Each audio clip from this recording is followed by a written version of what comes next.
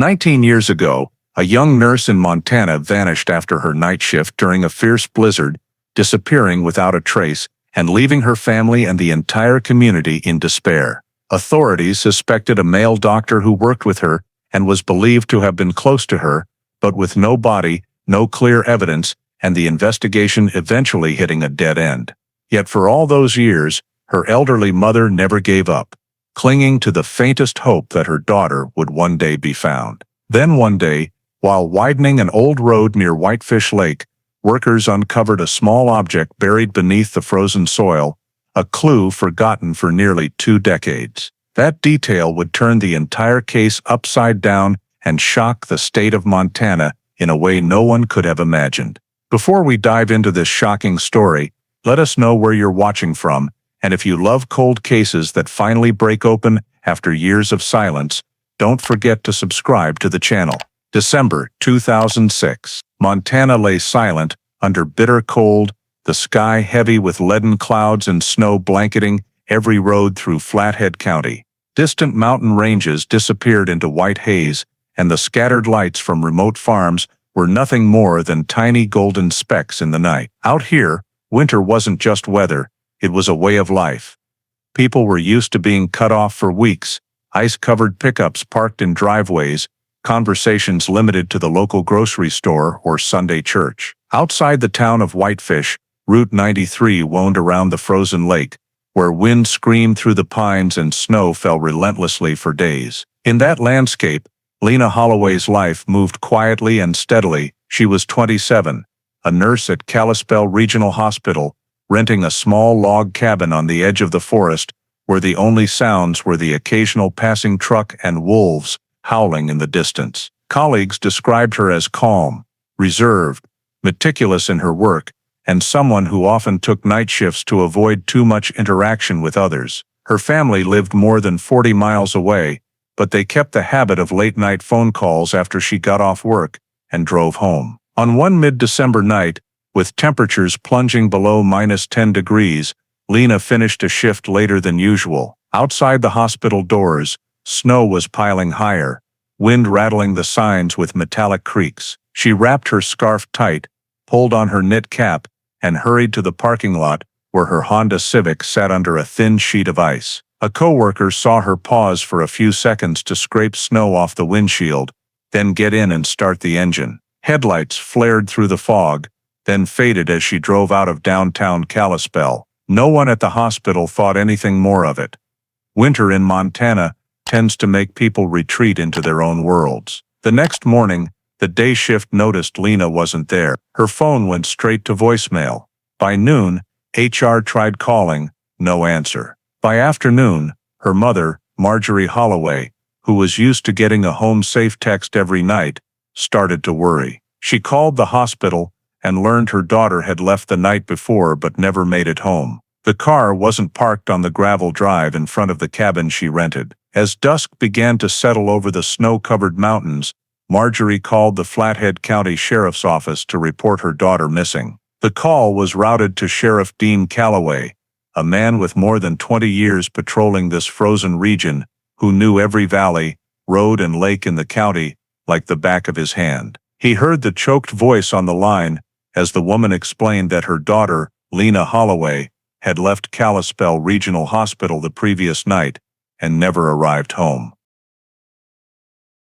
Calloway pushed a stack of files aside, motioned for the duty officer to start recording, and began asking questions: exact time she left the hospital, the route she normally took, the car she drove, color of her coat, anyone else she might contact. Once he had the basics, he moved to technical details. Did she have a cell phone? Did she ever stop anywhere along the way? Marjorie answered each question, trying to keep her voice steady while Calloway jotted notes and nodded curtly, his finger tracing the local map pinned to the wall. He marked the route between Kalispell and Whitefish in red, circling the Whitefish Lake area where snowdrifts were deepest and winter accidents most common. When the call ended, he signed off on opening a missing person active search file numbered 06FH241, underlining severe weather, high risk in bold in the risk notes. Calloway stood, summoned the lead investigator, and assigned 2 teams,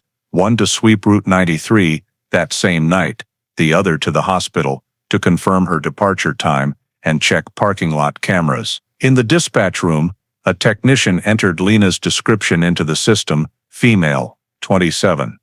Approximately 5'6", brown hair, gray eyes, wearing a gray wool coat, driving a silver Honda Civic, Montana plate, 42198. Down in the yard, the first Flathead County Patrol units rolled out of Kalispell at 1845, crawling slowly along snowy slopes and lakeside curves. Sheriff Calloway monitored radio traffic from the command vehicle, listening to wind noise mixing with broken reports from Team 1. Headlights cut through thick falling snow, glinting off ice-covered signs. In the notebook on the passenger seat, he logged conditions: 12 degrees C, northeast wind gusting to force 6, visibility under 200 meters, 15 inches of fresh snow. At the other end, Sergeant Halpern, leading Team 1, reported no signs of a skid or crash, only a few places where heavy trucks had pushed snow aside. The patrol continued another 20 miles until they reached Whitefish Lake and slowed. To the right of the road, headlights caught an odd patch of snow. The surface was disturbed, with 2 deep parallel tracks running about 3 meters before abruptly stopping.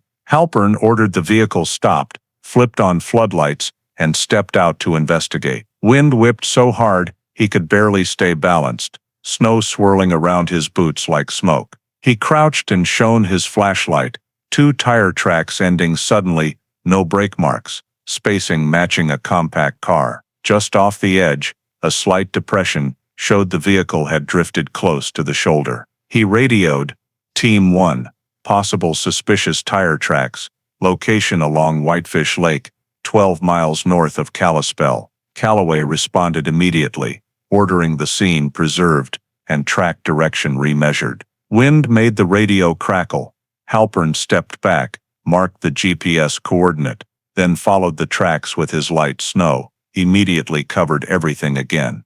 No footprints, no dropped items. Ahead, Whitefish Lake lay hidden under thick fog, the ice reflecting headlights like frosted glass. Calloway pulled up 100 meters away, ordered headlights off for better observation, then stepped out. His boots sank into wet snow, breath clouding white. He examined the disturbed edge, measured the track gauge with a tape, exactly Honda Civic width. In his notebook he wrote, abrupt stop, no turnaround marks, no skid, possible intentional stop. After a few minutes, he ordered photos taken, compass bearing confirmed, vehicle facing north, nose slightly angled right, less than 60 meters from the lake. Another officer swept the area with a flashlight, looking for signs anyone had walked away. Thick snow and constant wind could erase prints in hours. Calloway stood still for a moment, hearing only wind howling through pines and ice cracking underfoot.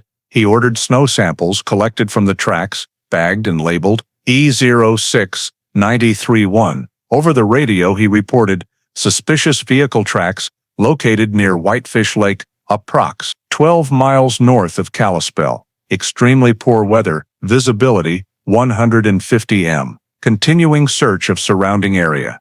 Acknowledged. 2 patrol units activated their light bars, red flashes reflecting off snow like streaks of pale blood. Calloway returned to the command vehicle, opened the satellite map, marked the spot in red with the note, potential stop site. Outside, snow kept falling without pause, erasing boundaries between road, forest, and lake. In that heavy silence, only the steady beep of the radio and the wind remained, as if the lake itself were holding something they hadn't yet seen. After marking the suspicious tracks, Team 1 crept a few hundred meters farther north, headlights barely cutting through the wall of white. As they rounded a gentle curve, Sergeant Halpern caught a strange metallic glint off to the right, something silver flashing beneath deep snow near the tree line.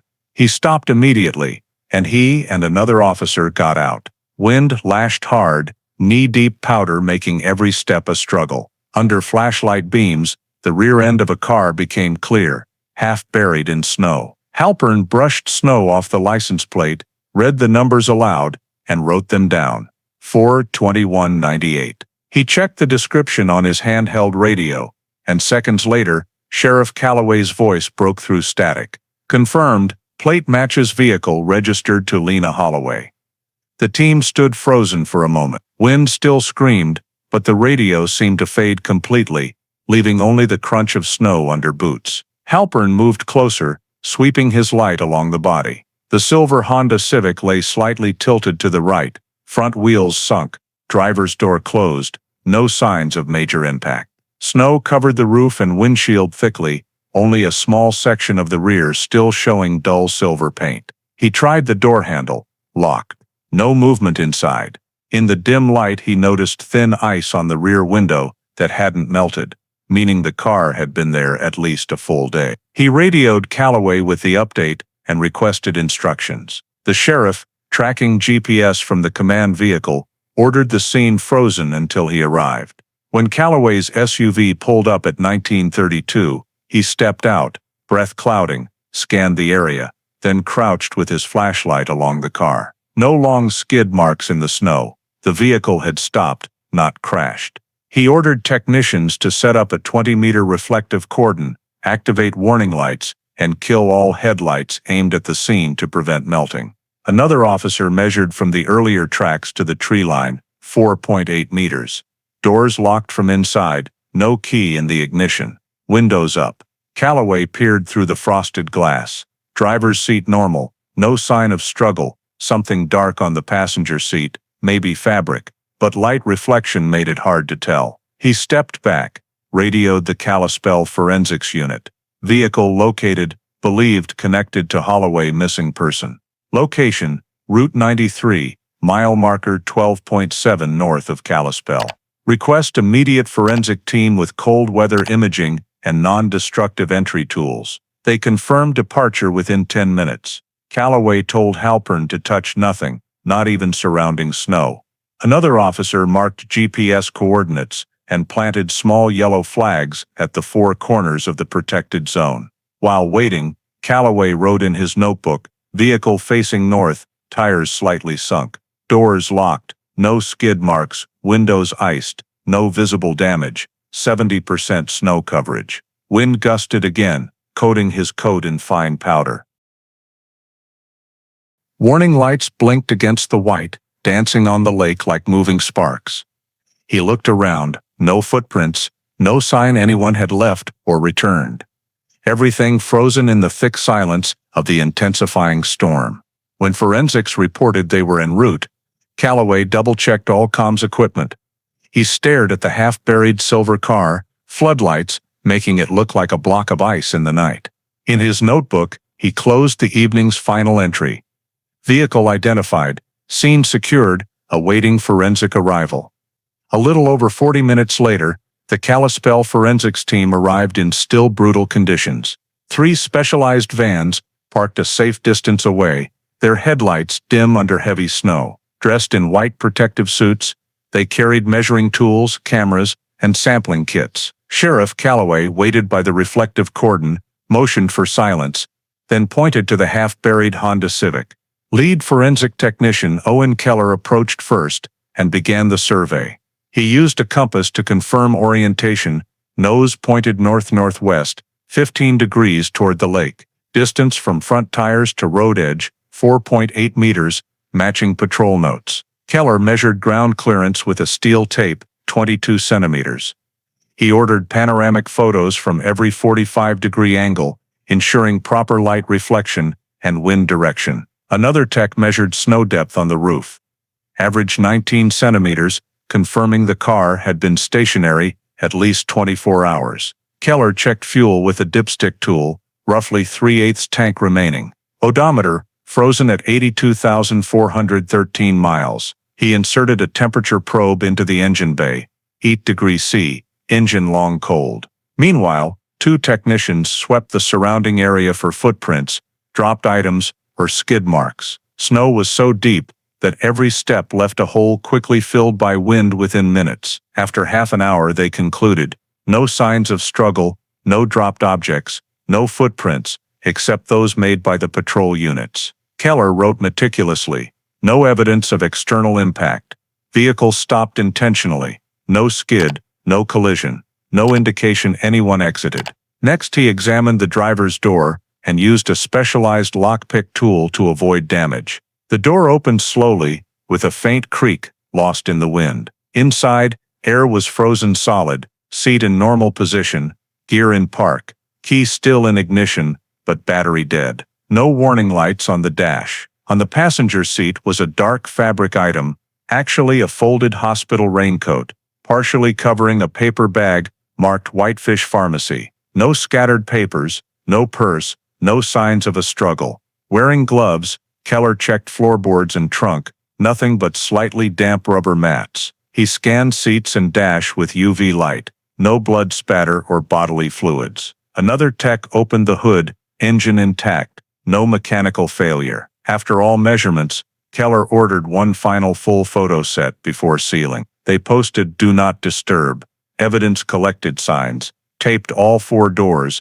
and covered the car with a nylon tarp to protect from fresh snow. Calloway signed the transfer log, noting coordinates, time, weather, and lead technician. The recovery team rigged winch cables under the chassis. The Honda inched upward slowly, winch motor mixing with howling wind. Once fully lifted, Keller checked the ground beneath. No fluid stains, just natural ice. He signaled completion. The car was loaded onto a flatbed, secured with metal straps, and fully covered. A placard reading "Evidence hash 06FH241 was attached to the rear." Calloway watched until the forensics team packed up, killed the warning lights, and prepared to leave. He wrote the night's final entry: "No signs of external trauma at scene. Vehicle fully sealed, transported to Kalispell Regional Lab for detailed examination." As the tow truck rolled slowly away through the snow, its red lights reflecting off the frozen lake,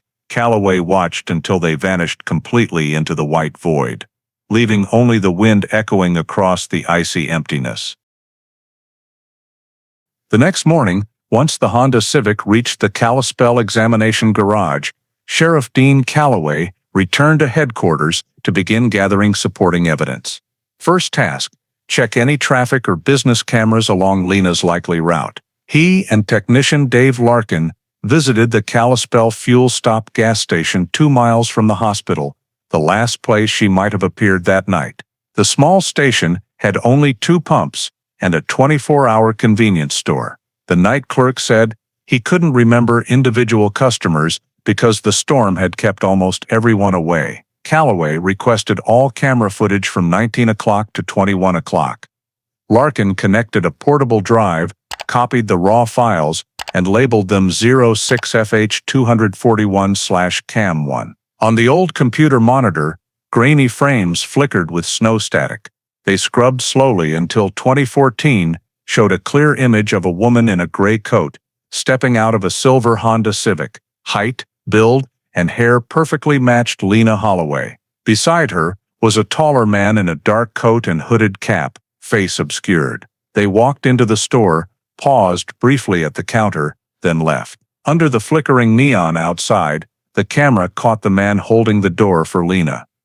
They exchanged a few words and walked off frame together. Larkin zoomed in on the plate of the vehicle parked next to the Civic, only the first 3 characters visible, 4K9, the rest covered in snow. Calloway ordered the entire clip preserved and had the clerk sign the evidence log. They left the station near noon and returned to the Kalispell data center with the drive. There, Larkin pulled cell phone location data for Lena's phone from Montana Wireless. The map plotted pings minute by minute. The final signal registered at 2046 on the eastern shore of Whitefish Lake, roughly 2.3 miles from where the car was found. After that, nothing.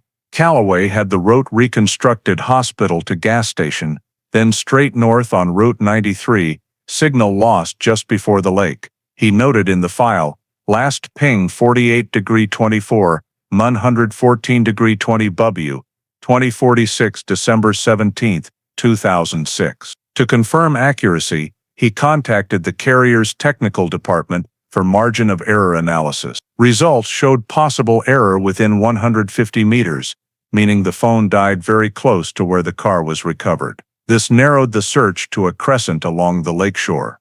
Calloway called a quick briefing. On the large wall map, he drew a red 3-kilometer radius circle around the last ping and assigned teams. Team 1 northeast along Route 93, Team 2, the forested lakeshore.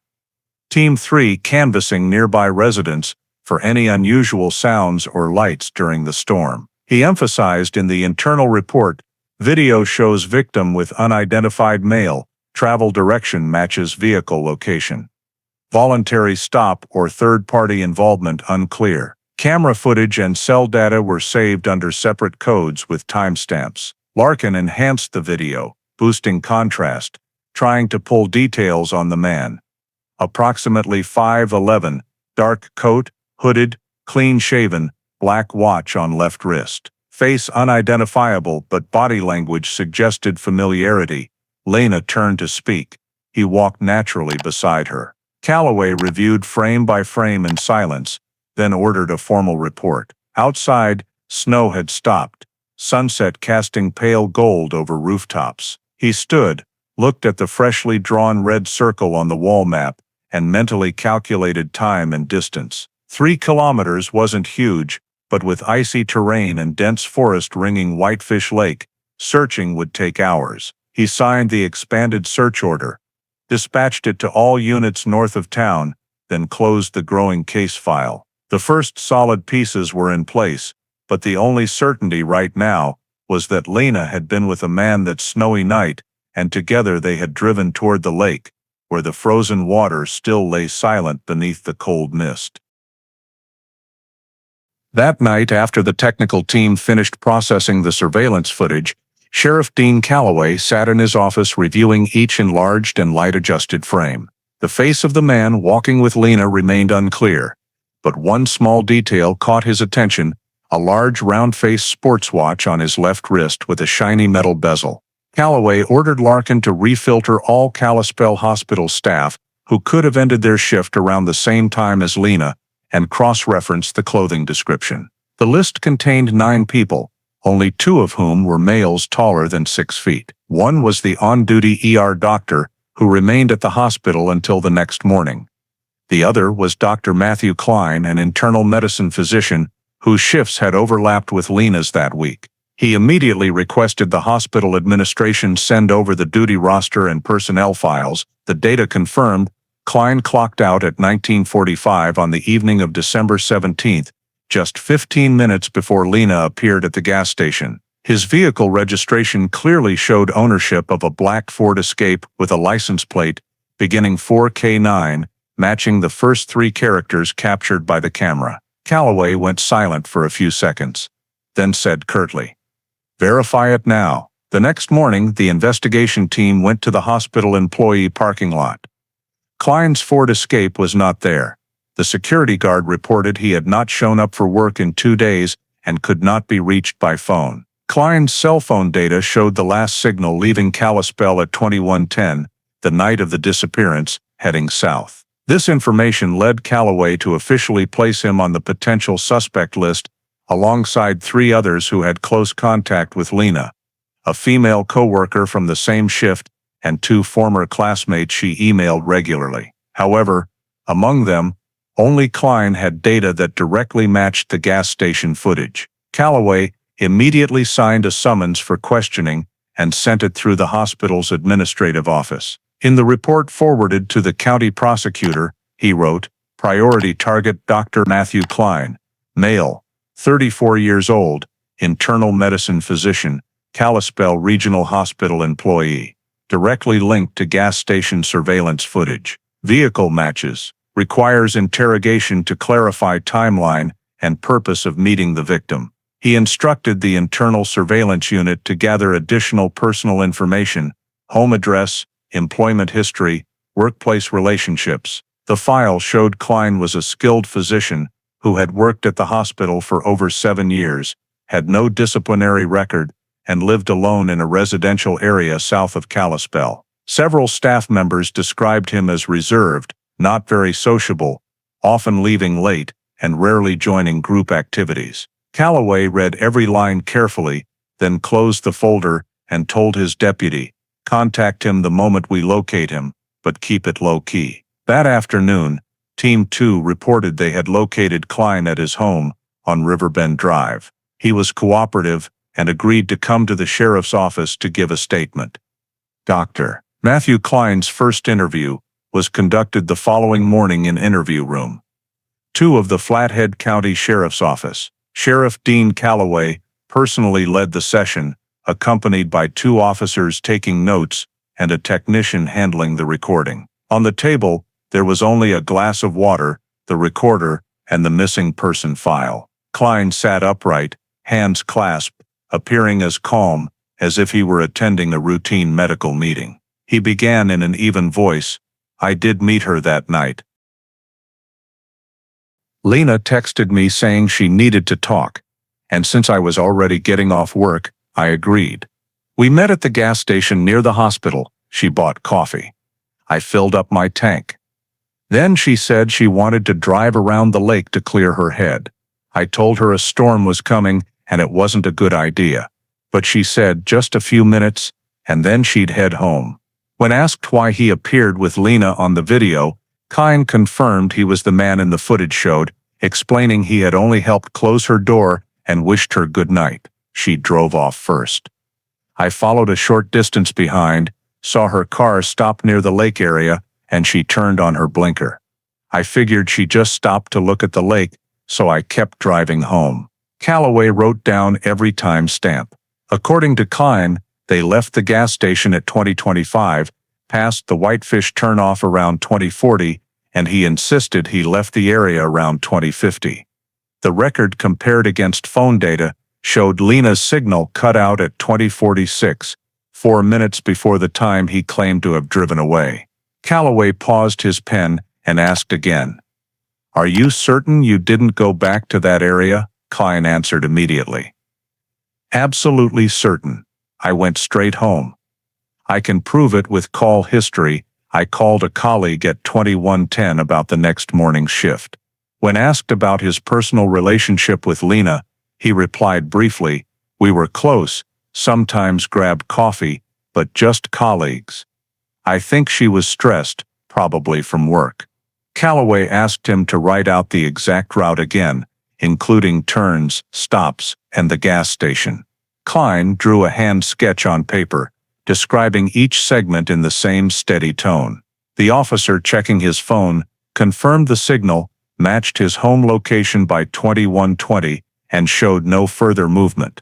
These details, while not ruling out possible discrepancies, were not yet sufficient to establish criminal suspicion. Throughout the interview, Klein showed no signs of evasion or nervousness and even offered to provide any additional information if needed.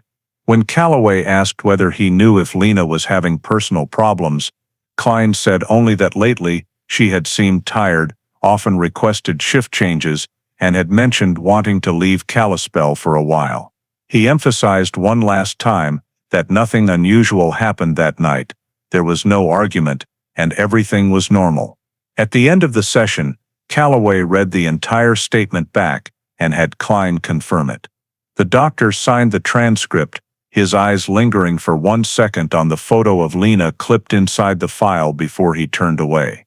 When he left the room, Calloway remained seated, staring through the frosted glass at the snow-covered yard outside.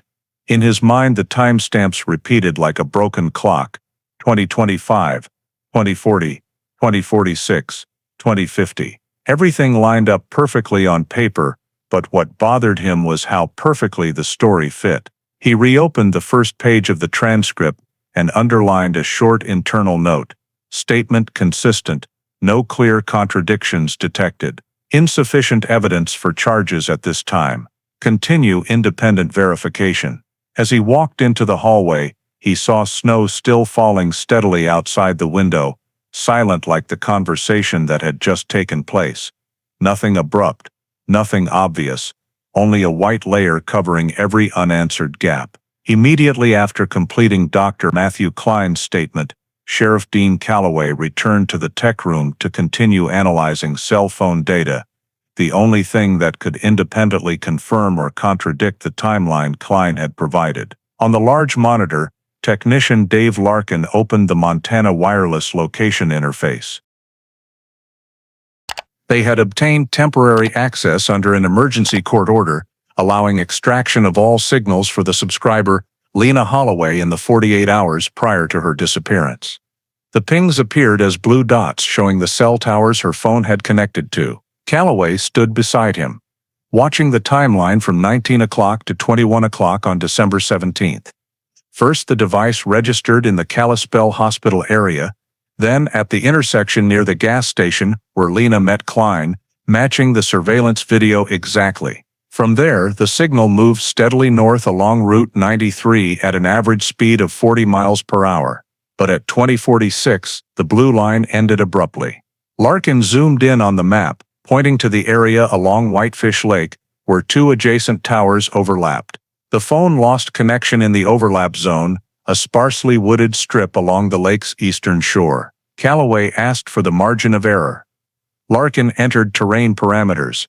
The system displayed a 180-meter radius from the center of the last ping. He marked it in red, last connection, 2046. Subsequent data showed the phone never reconnected. The battery was not turned back on, and there was no evidence of manual shutdown. It may have fallen into a dead zone or been destroyed. Calloway noted, possible drop location lakeside, 2.3 miles northeast of recovered vehicle. To cross-check, he requested comparison with State Highway Traffic Gate GPS records that log every mobile device along Route 93 that night. Results showed that after 2040, no other vehicles passed the area except two. One matching Lena's speed en route, the second matching Klein's timing and direction within the first 10 minutes. Calloway said nothing, only asked for full coordinate reports to be printed and copies sent to Flathead Search and Rescue. When the printouts were spread across the table, he used a ruler and pen to mark 3 priority zones. Zone 1, along Route 93 to the vehicle recovery site. Zone 2, sparse woods by the lake. Zone 3, eastern Whitefish shoreline, where the signal stopped completely. He calculated a total search area of nearly 3 square kilometers square. Larkin suggested using low-frequency mobile detection equipment to sweep the suspect zone in hopes of picking up the phone even if damaged. Calloway approved and called the rescue team with the plan to deploy the next morning. Outside the window, snow was falling heavily again, but he knew they could not wait. He ordered the tech team to finalize detailed grids, each zone divided into 200-meter squares, labeled A1 through F9 for radio communication. Along the lake edge, he circled a narrow strip parallel to the highway, noting steep slope, limited visibility. In the plan sent to rescue, he wrote, "Search focal point. Coordinates 48°2401, N 114°2039. W. Prioritize eastern shore and lakeside woods. Deployment window, 8 o'clock, 17 o'clock. Larkin printed 3 large weatherproof maps and handed one to each team leader. Calloway reviewed all data once more, then signed the order to begin Phase 2 search. He knew 180 meters sounded small on paper, but in deep snow and thick trees, it was an endless white maze. When everyone left the room, Calloway remained standing in front of the monitor, still showing the single red dot, last signal lost in the cold white of the Montana map. He zoomed out to see the full route from hospital to lake, then added one last short line in the investigation log. Search area map established, 3 kilometers radius around last ping. Rescue order issued morning of 12/19. On the morning of December 19th, the sky remained overcast, snow deeper and wind off the lake strong, yet the search began exactly on schedule. Flathead Search and Rescue arrived at 7 o'clock with 3 all-terrain vehicles, 2 inflatable boats equipped with sonar, and a K-9 unit. Sheriff Dean Calloway directed operations from the mobile command vehicle parked at the Route 93 marker. The search map was spread across the hood, divided into the 3 main zones: Lakeside Woods, Eastern Shore, extending to Stillwater Pass, and the Northern Trail System. Each zone was subdivided into the pre-marked grid squares. As the sun rose dimly through the fog, all 3 teams moved out simultaneously. Team 1, led by Sergeant Halpern, followed the Stillwater Trail carrying metal detectors and low-frequency receivers to locate the phone or personal items. Team 2, 4 members, and 2 cadaver dogs, entered the sparse woods along the lake where wind had created deep drifts and ridges. Team 3 operated the sonar boats, scanning the southern shoreline in 200-meter segments, looking for anomalies under the thin ice. Callaway monitored the radio constantly. Team voices mixed with wind noise, reporting each cleared grid. At 9:30, Team 1 reported possible old tire ruts in the snow, but follow-up confirmed they belonged to a highway maintenance truck. Team 2 swept the eastern woods, where snow reached nearly a meter. The dogs sniffed continuously, but showed no alert. On the lake, the sonar screens displayed uniform blue. No unusual returns, consistent depth. Callaway logged each update, marking grids, swept, negative. By midday, snow fell heavily again. Visibility dropped below 100 meters. Rescue teams withdrew briefly to the temporary camp for warmth and equipment checks. A technician confirmed all detectors were functioning normally. Callaway surveyed the white landscape and saw exhaustion on everyone's faces. Yet he ordered 4 more hours before dark. At 13:15, teams returned to the field. Team 3 shifted to deeper water near the lake center at 2 knots, overlapping passes 30 meters apart. Data showed only natural ice layers and lake bottom. No metal objects or human remains. Simultaneously, the 2 dogs were moved to the western shore, following scent articles from the hospital. They circled the woods for 10 minutes, then stopped with no significant reaction. One handler noted, "No fresh scent trail, wind too strong, scent diluted." By 15 o'clock, sleet began. North wind made trail movement dangerous. Callaway radioed to cease lake operations and concentrate all personnel in the woods near the parking area, approximately 2.5 miles from the recovered vehicle. Team 1 swept fallen logs with metal detectors, but found only old nails and can fragments. In his log, Callaway wrote, "No new physical evidence, no biological signs, no second vehicle tracks." At 16 o'clock, light began to fade. Heavy snow erased footprints within minutes. Teams returned one by one to the rally point with final reports. Total area covered 2.8 square kilometers, lakeside and sparse woods fully swept. Average water depth 12 meters. No anomalies. Both dogs were taken to warm up, all sonar data backed up with coordinates. Forensic technician Keller quickly analyzed collected snow and soil samples along the forest line. All clean, no blood or biological traces. Callaway signed the consolidated report and quietly pocketed his notebook. Outside, the sky was a heavy gray wind cut through the pines, carrying skin-biting cold. He looked toward Whitefish Lake, now completely hidden under fresh snow. In just 2 days, everything that had once been visible had been erased, as if the land itself intended to keep what it had seen secret. As the clock approached 17 o'clock, Callaway ordered termination of the first search wave, writing the day's final entry: Forest Lake Stillwater Trail Zones, swept. No body or new evidence recovered. That same afternoon, the forensic unit began detailed examination of Lena Holloway's silver Honda Civic under the supervision of lead technician Owen Keller. The vehicle was placed in a temperature-controlled isolated garage, surrounded by 4 continuous recording cameras. After the exterior snow was melted with low-pressure hot air, the body appeared intact.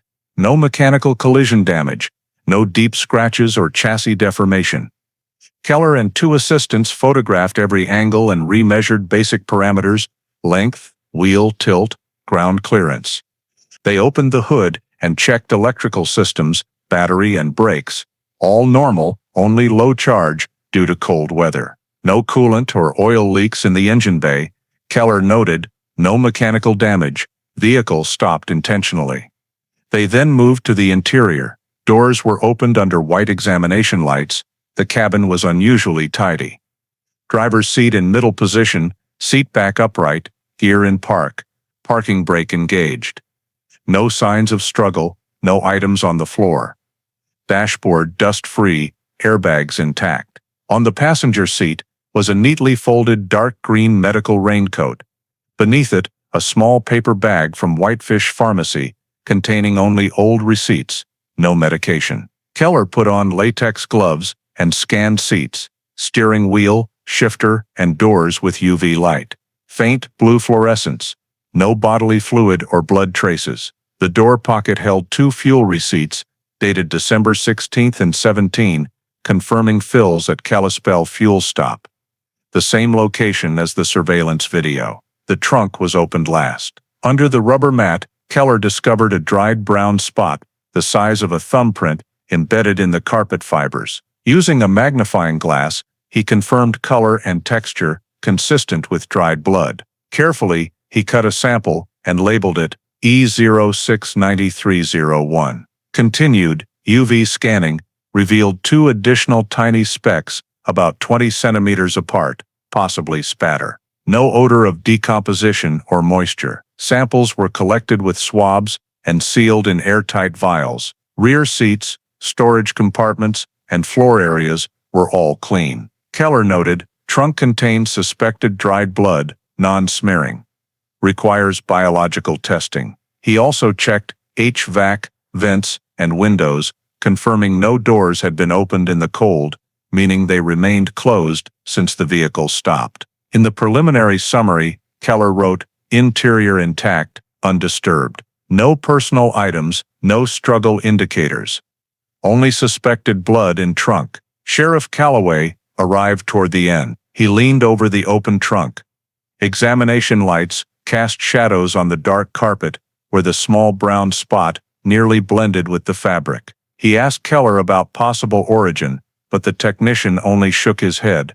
Lab test required. Could be old or new. The samples were coated, sealed in a steel box, labeled, Send Helena Forensic Lab, Priority. Calloway signed receipt at 1845. Meanwhile, Keller continued exterior checks, rear window salt film from snow, no handprints, right door faint narrow scuff, possibly from a branch. Under the chassis packed snow, but no clay or oil residue. All scene photos were saved as data string 06FH241/Vehicle 1. Upon completion, Keller sealed the vehicle with nylon tarp and evidence tape, then handed the file to the sheriff. Calloway read the entire report and added his personal note, no clear criminal evidence, bloodstain verification, and DNA testing required. He folded the documents, feeling a heaviness not from what was found, but from the emptiness of the car, clean to the point it seemed no one had ever been inside. When Keller switched off the lights, the red glow from the evidence seal reflected faintly on the silver paint, cold and pale. Calloway stepped outside. Snow had stopped, but the air remained thick with cold. He pulled up his collar, looked back through the window at the silent vehicle in the examination bay, like a forgotten puzzle piece in an unsolved chain of events. In his notebook, he wrote the day's final line, Honda Civic, examination completed. Preliminary report, no struggle indicators, no clear criminal evidence, trunk bloodstain sent to Helena for analysis.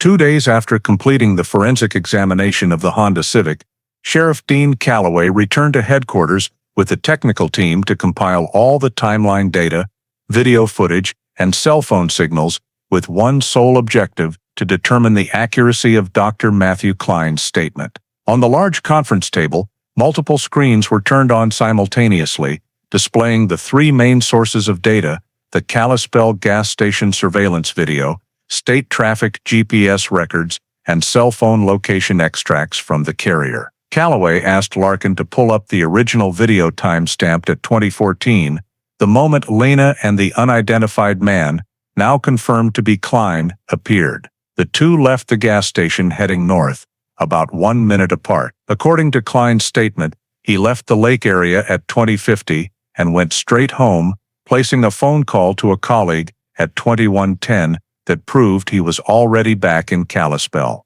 But the GPS data told a different story. The system recorded the license plate 4K9FF72 of a black Ford Escape at mile marker 12.7 on Route 93, near Whitefish Lake, at 21:28, 40 minutes later than the time he claimed to have left the scene. Larkin projected the map and pointed to the flashing red dot representing Klein's vehicle. This is from the traffic camera at the Route 93 checkpoint.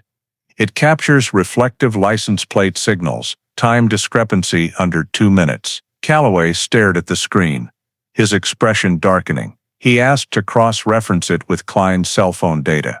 The technician analyzed the signal log. Klein's mobile device reconnected to the network at 21:34, 18 miles north of downtown Kalispell, almost exactly where the camera had recorded the vehicle. That meant the 21:10 phone call Klein mentioned could not have taken place while he was still in a dead zone. Calloway carefully noted 40-minute time discrepancy, location matches area where victim's vehicle was recovered. He asked Larkin to replay the gas station footage from beginning to end to confirm the exact departure times of both vehicles. On screen, Klein's Ford Escape appeared at 20:22, roughly 1 minute behind Lena's Honda Civic. Both sets of headlights pointed north. Recorded speed was approximately 35 miles per hour. The system showed no U-turn by Klein's vehicle in the first 10 minutes. But at 21:25, a camera on the opposite side of the highway captured a similar Ford moving slowly through the area with the same headlight reflection pattern. Larkin zoomed in, adjusted brightness, and the rear of the vehicle clearly displayed the first 3 characters of the plate, an exact match. Calloway leaned back in his chair, silent for several seconds, then said quietly, "So he went back to the lake." The investigation team began building a detailed timeline comparison chart between Klein's statement and the actual data. The first column listed Klein's account: left gas station 2025, brief stop near Lake 2040, home by 2050. The adjacent column showed verified data: traffic camera recorded vehicle near lake at 21:28, phone reconnected at 21:34. The 40-minute gap was highlighted in red. Calloway requested additional cross-checking with Route 93 traffic radar logs. No other vehicles were detected between 21:20 and 21:35, proving the Ford Escape was the only vehicle moving in that area at that time. "No one else was out there," he said under his breath, then tapped the table. "And Lena's car was found less than 2 miles from this spot." A heavy silence fell over the room. Keller, the forensic technician leaning against the wall, quietly remarked, "If he left at 2050 like he said, how does the camera catch his car coming back more than half an hour later?" Calloway didn't answer. He just bent down and added another note: "Departure time from scene inconsistent." First clear contradiction. He reviewed the summary chart again. Klein's phone lost signal during the exact same window as Lena's, from 2046 to 2132, which could only happen if both devices were in the same dead zone near the lake. Larkin suggested pulling additional data from the Ford's onboard navigation system, but that would require an official warrant. Calloway agreed and signed the request to the county prosecutor. As the technicians filed out, he sat alone, staring at the numbers scrolling across the screen before stopping at the 21:28 marker. 40 minutes. Not long on a winter night, but long enough to change everything about a disappearance. In the investigation log, he wrote the day's final summary: Klein's statement contradicts camera and GPS data. Vehicle present near scene 40 minutes later than claimed. First point of suspicion noted. Further verification of travel route required. Outside, snow began to fall again, tiny flakes drifting slowly past the window, reflecting the light from the tech room.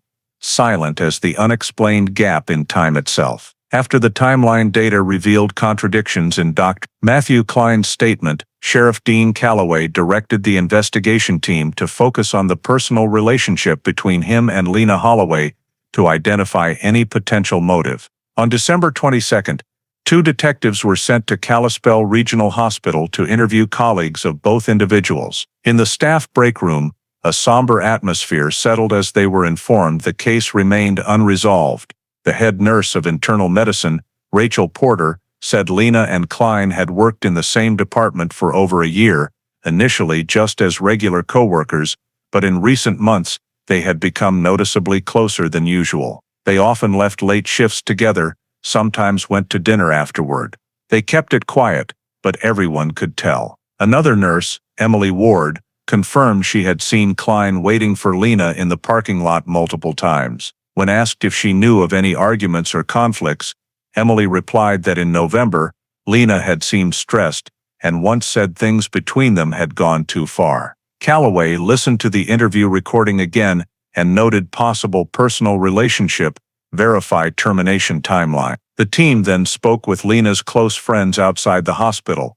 Sarah Hensley, a fellow nursing school classmate, said Lena had called her 2 days before disappearing, talking about wanting to end it completely with Klein because she felt controlled. She said, "Matt was too intense, texting constantly, sometimes showing up at work, even when he wasn't on the same shift." Lena didn't want to make a big deal because she was afraid it would affect her job. Sarah provided police with a saved text message thread in which Lena wrote, "I have to stop this. He doesn't understand boundaries." The last message was sent at 14:07 on December 17th, just hours before she vanished. Another friend, Jill Morton, said Lena had confided that she felt trapped in the relationship because Klein threatened to report her to management for unprofessional conduct if she ended it. She was terrified of that. She had just been nominated for lead nurse. Lena just wanted it to end quietly. Calloway gathered the recordings, messages, and statements, then returned to the hospital to verify with HR. Records showed no formal complaints between them, but there was a shift change request submitted by Lena on December 12, 5 days before the disappearance, citing personal schedule changes. The HR investigator confirmed the request had not yet been approved before she went missing. Reviewing the file, Calloway noticed Klein had been the direct supervisor who signed off on her timesheet that final week, a small but significant detail, meaning they still had administrative contact until the very end. That evening, he convened an internal briefing and presented the summary chart. Social evidence confirms personal relationship between Klein and Holloway. She attempted to end it but had not succeeded. Potential motive: emotional conflict.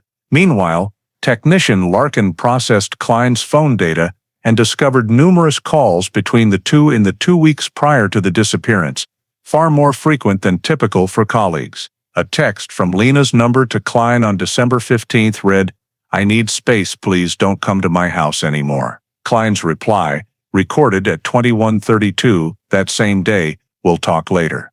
I don't want it to end like this." Calloway ordered the full content printed for the file and verified through the carrier. At the same time, Detective Halpern reported interviewing another doctor in the department who confirmed seeing Klein and Lena have a brief argument in the break room hallway on the morning of December 16th, 1 day before she disappeared. She walked away first, looking angry. He just watched her go. All these accounts were independent yet consistent in timing and the escalating tension in their relationship. When compiled, Calloway underlined the summary entry, "Personal relationship confirmed, unstable state, Lena attempting to end it." He closed the folder and sat quietly staring at the timeline board on the wall, now covered in red ink notes. Everything was becoming clearer, which also meant suspicion was shifting direction. In his personal notebook, he wrote the final entry for December 22nd. Interviews with colleagues and friends confirm Lena and Klein had a romantic relationship. She was trying to end it immediately prior to disappearance. Note: personal conflict factor, suspected motive. Outside the window, the Flathead sky had darkened.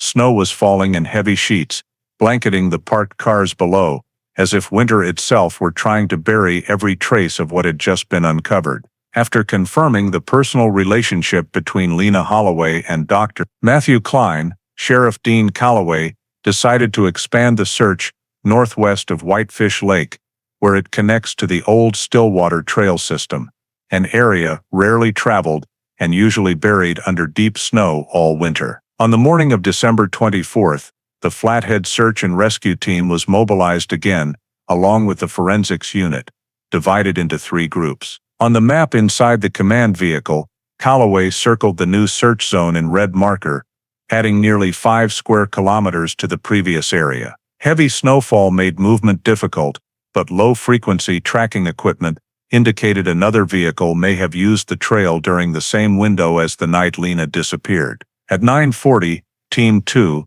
led by Sergeant Halpern, discovered a faint set of tire tracks in old ice, about 200 meters from the tree line. They immediately stopped, photographed, measured track width and depth.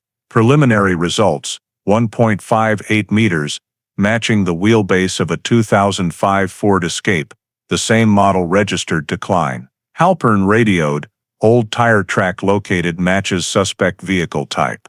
Coordinates, 48°25, N 114°22W. Calloway ordered the area sealed and the forensics team to conduct precise measurements. Keller used an ice probe to determine snow compression depth, concluding the tracks were made when the snow was still soft, 4 to 5 days earlier, exactly the disappearance time frame. He noted, old tracks, not from rescue teams. Around the tracks, fresh snow had nearly covered everything, but the deep ruts clearly led from the trail into the forest before disappearing. One rescuer followed for about 30 meters through knee-deep snow and found several small black plastic fragments, likely scraped from an undercarriage. Keller collected them, bagged them as evidence, labeled E06ST12. The tracks were fully photographed, GPS coordinates logged, then covered with tarps for preservation. In the quick report sent to headquarters, Calloway wrote, "Second vehicle track confirmed. Ford Escape type. Direction of travel into Stillwater Forest. Endpoint unknown." After documentation, the teams continued north along the trail. The area had virtually no residents, only scattered abandoned 1970s cabins, paths covered in ice, and protruding roots. By noon, the third rescue group deployed tracking dogs through the deeper woods. But no unusual scents or objects. Mobile sonar was used along Stillwater Creek, the small stream feeding the lake, but returned nothing. Calloway logged every detail in short, careful entries. At 14:10, Halpern's team reported a second set of tracks parallel to the first, but overlaid by newer ice, too distorted for confirmation. They took snow samples and temperature readings, confirming the same formation time frame. Technicians agreed at least one mid-size vehicle had left Route 93 and traveled the Stillwater Trail on the night of December 17, around 21 o'clock. Matching the camera data showing Klein's vehicle 40 minutes later than claimed. Calloway said nothing, just stared out at the white forest ahead where the narrow road vanished into the snow. He signaled the tech team to map the track route and compare it to 2006 Forestry Service topography. The path led to an abandoned logging yard about 3 miles from Whitefish Lake. He marked that spot with an X and noted, "Area requires follow-up survey." However, weather rapidly deteriorated. Strong westerly winds made equipment setup difficult. Calloway ordered the search terminated before dark and the entire team to return to the Kalispell station to preserve snow samples. On the drive back, he looked out at the trail where only fresh tire marks now overlaid the old ice. The sole proof anyone had ever been there. Upon arrival at headquarters, he wrote the final line of the report. Search area expanded to Stillwater Trail. Old tire tracks discovered matching Ford Escape type, believed from night of 12/17. No body located. Forest area requires further survey when weather permits. 3 days after concluding the expanded search around the Stillwater area, Sheriff Dean Calloway held a final briefing at the Flathead County Sheriff's Office, attended by representatives from forensics, search and rescue, and the technical unit. On the table lay thick case files, maps covered in coordinates and markings, photographs, and the snow and physical evidence collected over 8 days of investigation. The consolidated report showed uniform results: no body, no witnesses, no direct criminal evidence. The collected data from cameras, cell signals, statements, and physical samples was only sufficient to confirm Lena Holloway's final journey ended somewhere around Whitefish Lake, but could not determine what happened afterward. The search team's preliminary conclusion stated the highest probability was death by natural exposure, possibly falling into the lake or nearby forest, where deep snow made recovery nearly impossible. Calloway listened silently to each presentation, eyes fixed on the photo of Lena pinned to the evidence board. Keller reported lab results from Helena. The dried blood in the Civic's trunk was confirmed as Lena Holloway's, but the quantity was too small to determine circumstances, with no signs of struggle or criminal activity. No foreign DNA in the car or on the medical raincoat. All remaining evidence, plastic fragments, snow samples, receipts, was sealed and shipped to the State Archive in Helena per protocol. Larkin delivered the final technical summary: no specific criminal evidence, insufficient grounds for prosecution. Under recommendations, he wrote, recommend case classification, missing, presumed dead. The room fell completely silent. Calloway lightly tapped his pen on the table, looked at each person, then signed the confirmation line. The file was officially recoded, case hash 06FH241, presumed dead. The decision was forwarded to the county prosecutor's office and simultaneously communicated to the Holloway family that same afternoon. Marjorie Holloway heard the news over the phone. Her voice broke as she simply said, "I understand." Calloway set the receiver down and sat motionless for a long time, as if every sound in the building had receded. He ordered all physical evidence, including the Honda Civic, video recordings, hard drives and scene files, transferred to long-term storage at the state facility in Helena. The car was covered, sealed in 3 layers, and placed in cold storage at the Forensics Center. On the transport manifest, Keller handwritten vehicle, Holloway case, retained for review. Outside, snow fell again, silent and thick. Downstairs, officers cleared the storage area, taking down maps and reflective tape used during the search operation. Everything was boxed, labeled 2006. In his office, Calloway completed the 11-page final report, summarizing the entire process from December 17th to December 26th. The concluding line was brief and stark: no body recovered. No witnesses, no definitive criminal element, case closed pending new evidence. He folded the report, placed it in a brown hard folder, and attached a red, closed, 12/2006 label. Light from the window reflected off the thin layer of dust on his cold coffee cup. He stood, looked around the now empty room that still held the map covered in scattered red dots, the traces of a case never truly finished. At 18 o'clock, when the wall clock chimed, Calloway closed the file, locked his office door, and walked slowly down the stairs in the silence of the administration building at day's end. Before leaving, he wrote the final entry in his duty log: initial investigation report complete. Holloway case classified presumed dead. After that pen stroke, the case was considered to have reached the limit of what the investigative resources of that time could achieve. In early 2007, in strict accordance with procedure, the entire case file, physical evidence, and all related technical reports concerning the disappearance of Lena Holloway were transferred to the archived unsolved cases storage of the Cold Case Center at the Montana Department of Justice in Helena. Dozens of boxes, labeled 06FH241, were marked closed case, pending review, and placed on the 13th shelving row alongside hundreds of other unsolved cases. In the internal report sent to the prosecutor's office, Sheriff Dean Calloway clearly stated, "There is no legal basis to continue the investigation unless new physical evidence emerges." After the file was closed, he retired in mid-2007, and the officers who had worked the case were gradually reassigned.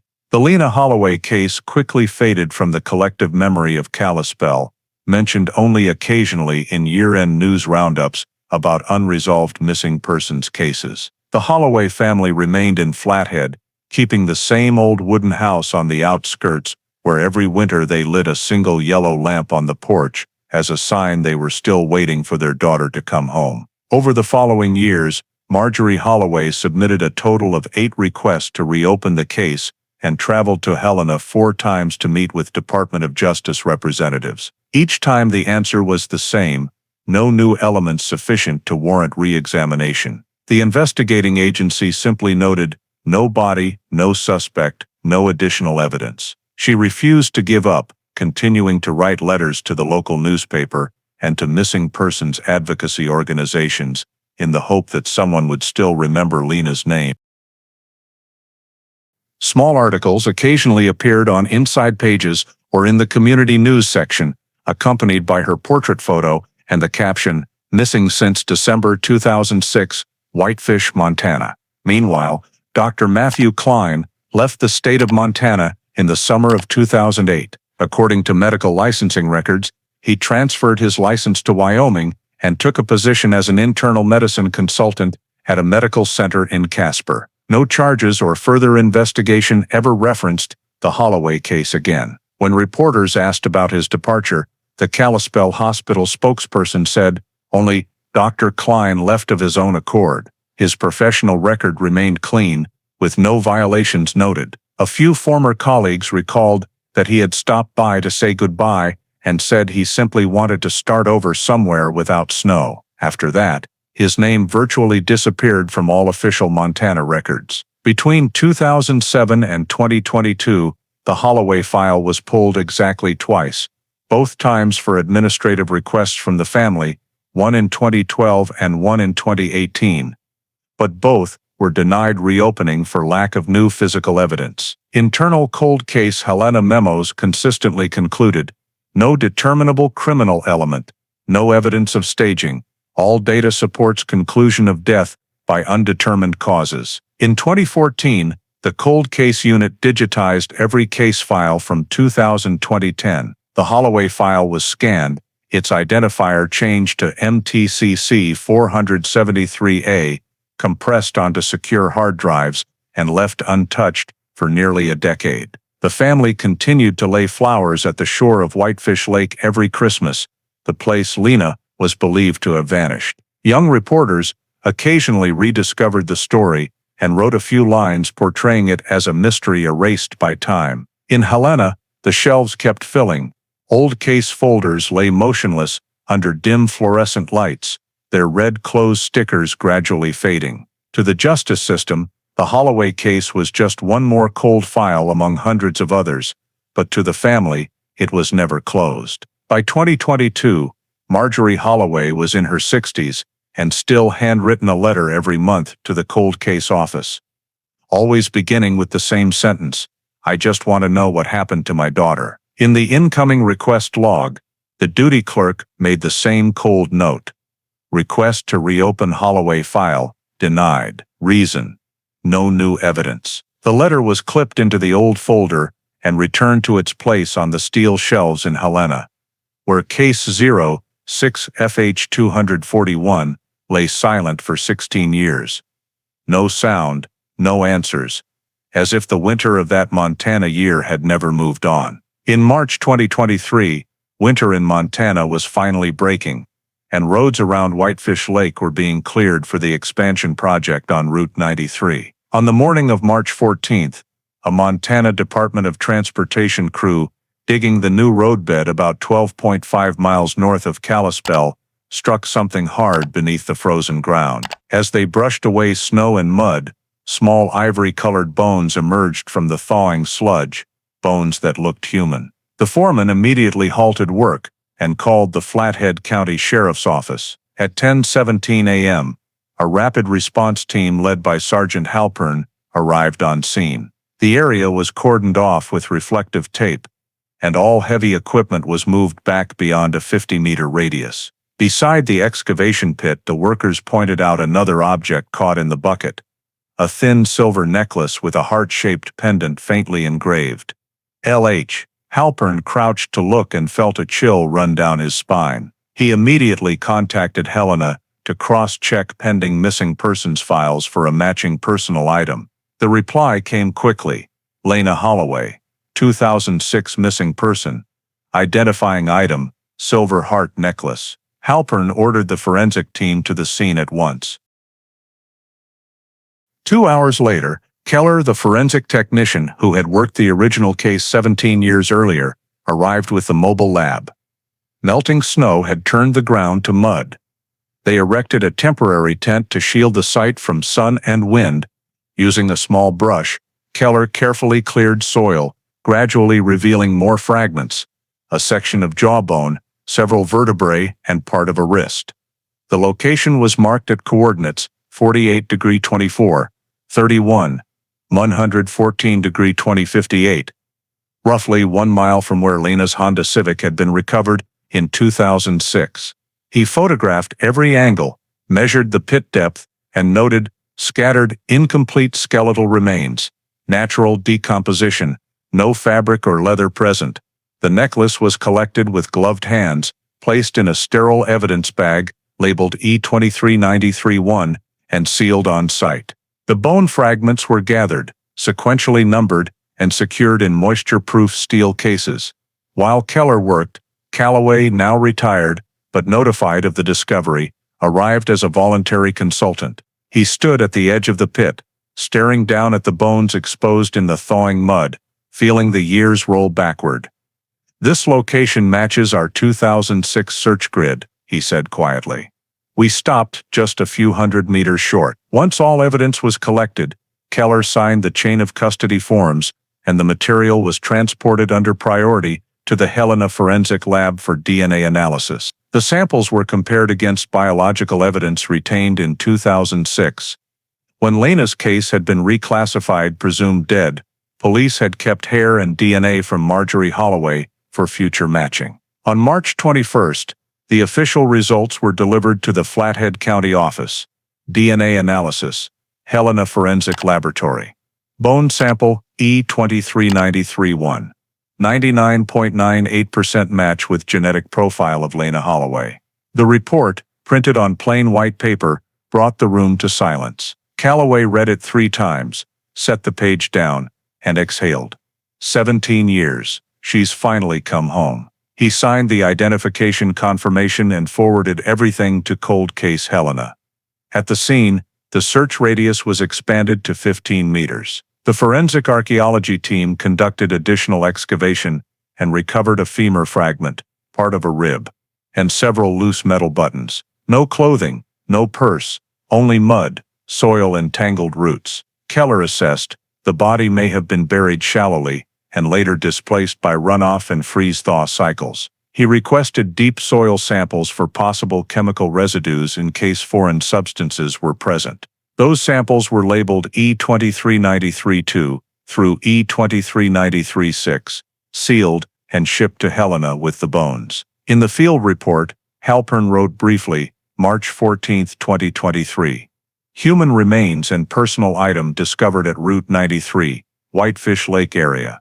Collected, sealed, transferred to forensics. DNA confirms identity of Lena Holloway. Case status officially changed from presumed dead to confirmed deceased. The information was released internally on March 23. No press statement was issued. Calloway, though no longer in service, drafted a memorandum to the Montana Department of Justice. Request initiation of full file review for Case 06FH241. New physical evidence exists. He folded the page, signed it, and looked out the Helena office window at a spring sky still flecked with snow. Down in the valley, the newly widened Route 93 bustled with traffic, no one remembering that 17 years earlier, the same stretch had been sealed off during a blizzard night. For him, it had remained an open wound until those small bones were found. In his old logbook, the only entry since 2007 read, March 21, 2023. DNA confirmed. Lena Holloway, back from the snow. On March 25, 2023, immediately after DNA confirmed the remains belonged to Lena Holloway, the Montana Department of Justice officially transferred the entire case to the Cold Case Unit in Helena for full reinvestigation. The order was signed by the state police director, marking the first time in 17 years that File 06FH241 was reopened. The lead investigator assigned was Lieutenant Melissa Crane, a 38-year-old officer who had solved multiple cold cases in the mountainous western part of the state. She received the file on the morning of March 27 in her third-floor office at the Cold Case Center. an older building but equipped with a complete digital archive system. When the first evidence box was set on her desk, Crane lifted the lid. The smell of old paper and plastic tape carried the damp scent of time. The top folder was Sheriff Dean Calloway's 2006 final report, signed Presumed Dead. Next came snow-covered scene photos, Route 93 maps, and the technical file on the silver Honda Civic. She logged into the system, re-entered the case number, and linked the newest data to the forensic lookup database. Images of the 2023 bones and necklace appeared beside the old note, missing, no evidence of foul play. Crane read slowly, underlining key details in red: small blood in trunk, victim DNA match, Ford Escape tire tracks at Stillwater, suspect vehicle, 40 minutes late. Each item she re-entered into separate columns in a new digital timeline. On a second monitor appeared the list of personnel originally involved: Calloway, lead; Keller, forensics; Halpern, scene investigator; Klein, last person to see victim. Crane lingered longest on the final name, her expression darkening. She knew he had never been charged, and there had been no direct evidence, yet the inconsistencies in his statement and the old traces still made him the immediate focus of the reinvestigation. That first day, she and Chief Forensic Technician Eric Laird conducted a full evidence inventory. The storage vault was opened under state police supervision, and box after box was pulled from dusty steel shelves. The first contained original 2006 evidence, snow samples, plastic fragments, medical raincoat, paper bag from Whitefish Pharmacy. Every item was re-photographed, seals checked, and signatures matched against Keller's originals. The second box held the 2023 evidence, human bones, silver necklace, deep soil samples. Crane ordered DNA swabs from the inside of the necklace clasp to be compared against Matthew Klein's medical licensing genetic profile in case skin cells remained. Laird noted, item 2393-1, priority contact trace analysis. They then opened the digital archive containing 2006 camera footage and cell tower data. Despite 17 years, the originals remained intact, thanks to the 2014 digitization. Crane watched the Kalispell gas station video again. The blurry but recognizable image of the man with Lena appeared. She zoomed on his left wrist where metal glinted. Calloway's original note read, round-faced watch, metal bezel. She added a new annotation, verify watch, personal item of Klein. Next, she pulled the cell tower logs and overlaid Lena's and Klein's phone locations. On the map, the two dots moved together to the point of signal loss near Whitefish Lake, then reappeared together 18 miles south. Both devices left the area at the same time, she told Laird quietly. That's not coincident. The data was rebuilt into a 3D travel map, clearly showing the final movements of both vehicles. In her first-day review memo, Crane wrote, initial file review complete. Timeline inconsistencies identified, criminal element not ruled out. Recommend reopening Route 93 and Stillwater field investigation. At the end of the day, she phoned Keller, now in his 60s, to ask about the condition of the old evidence. He answered curtly, but with emotion in his voice. I still remember that snowy night. I thought this one would never end. Crane thanked him, returned to her desk, and looked at the white-blanketed 2006 photos of Whitefish Lake. 17 years, everything as still as the ice on the lake. But now, with the new discovery, what had been buried seemed to be pushing its way back to the surface. In her end-of-day report to the unit director, she wrote, File 06, FH 241 officially reopened. Lead Lieutenant Melissa Crane. All evidence inventoried. Phase 1. Cross-reference original file. Verified technical data and associated witnesses. When she turned off the office lights, the wall clock read nearly 10 p.m. outside the Helena window. A cold mist lingered.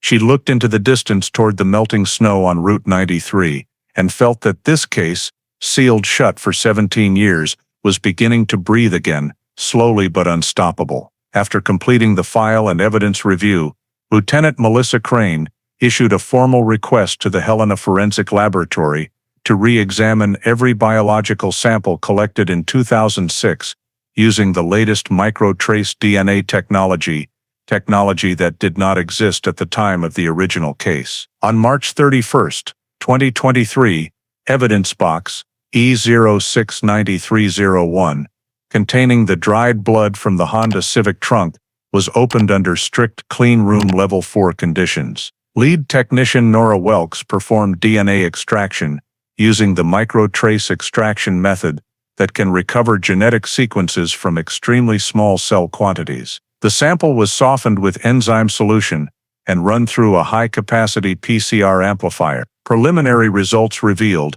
in addition to Lena Holloway's DNA, a tiny amount of male DNA at a concentration of only 0.08 nanograms, too low for the old technology, but sufficient for the new system. Welks uploaded the data to the spectrometer and ran it against the National CODIS database. After more than 4 hours of processing, the screen displayed partial match, subject Klein, Matthew J. License, number met, May 40, 5821. The match was 99.92% across 18 genetic loci, an essentially absolute probability. The printed report stated coldly, male DNA in sample E069301 matches the biological profile of Dr. Matthew Klein.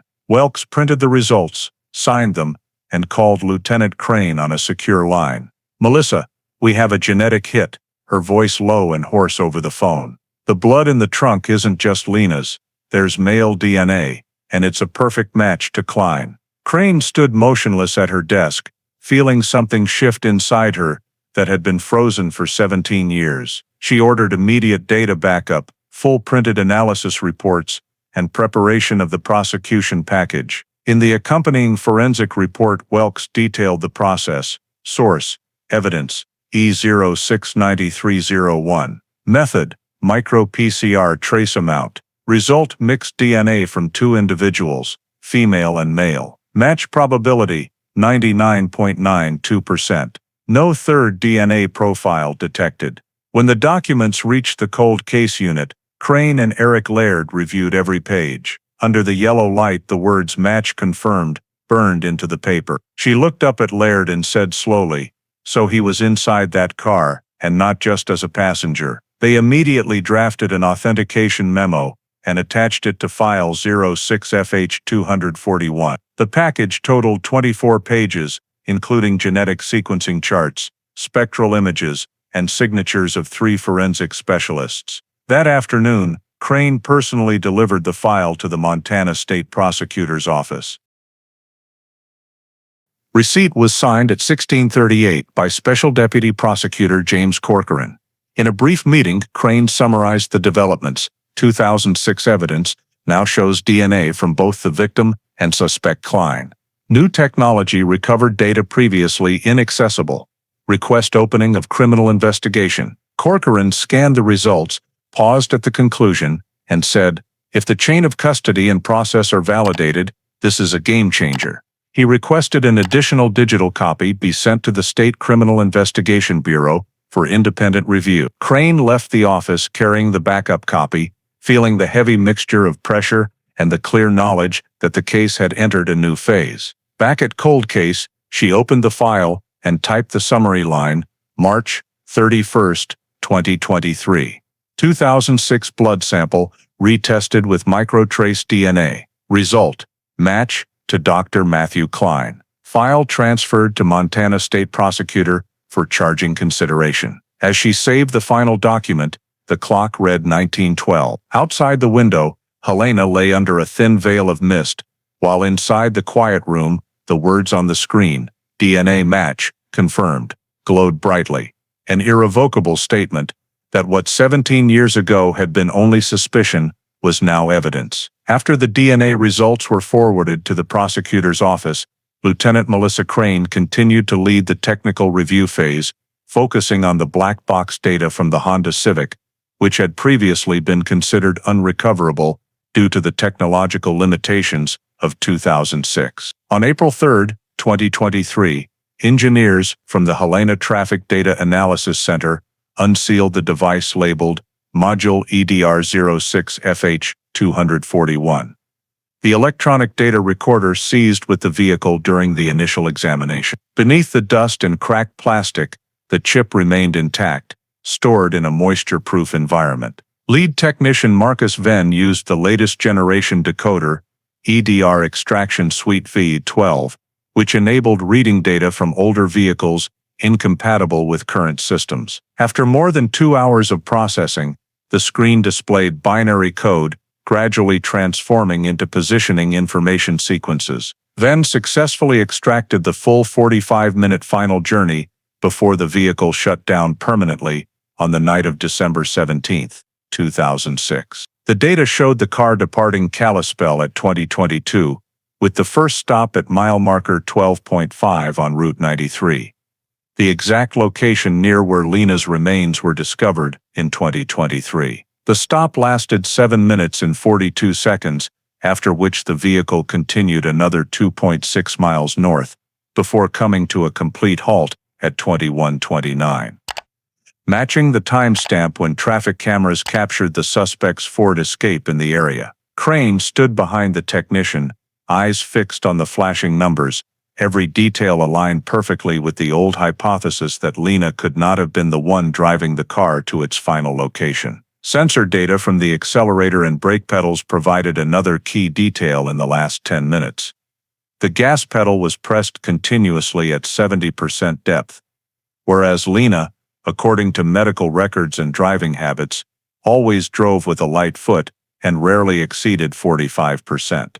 Moreover, at the first stop, the driver's seat weight sensor recorded a sudden change, an increase of approximately 25 kilograms compared to the vehicle owner's average, indicating a high probability that a second person had taken the driver's seat.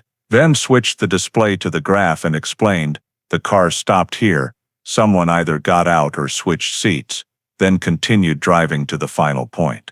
Crane asked, "Can we determine who opened the door or buckled the seatbelt?" The technician nodded and zoomed in on the seatbelt sensor data, showing the driver's belt was fastened twice over a short distance, a clear sign of a driver change. If Lena had been driving the whole time, the belt wouldn't have been unbuckled mid-journey, Venn said. Here, there are 2 separate sequences, one at 2028, one at 2112. Crane remained silent, then requested the full data be exported as a time coordinate table for comparison with the old crime scene map. When the points were plotted on screen, 2 locations appeared clearly. The first stop perfectly matched the area where the bones were found in 2023. The second matched where the car was recovered in 2006.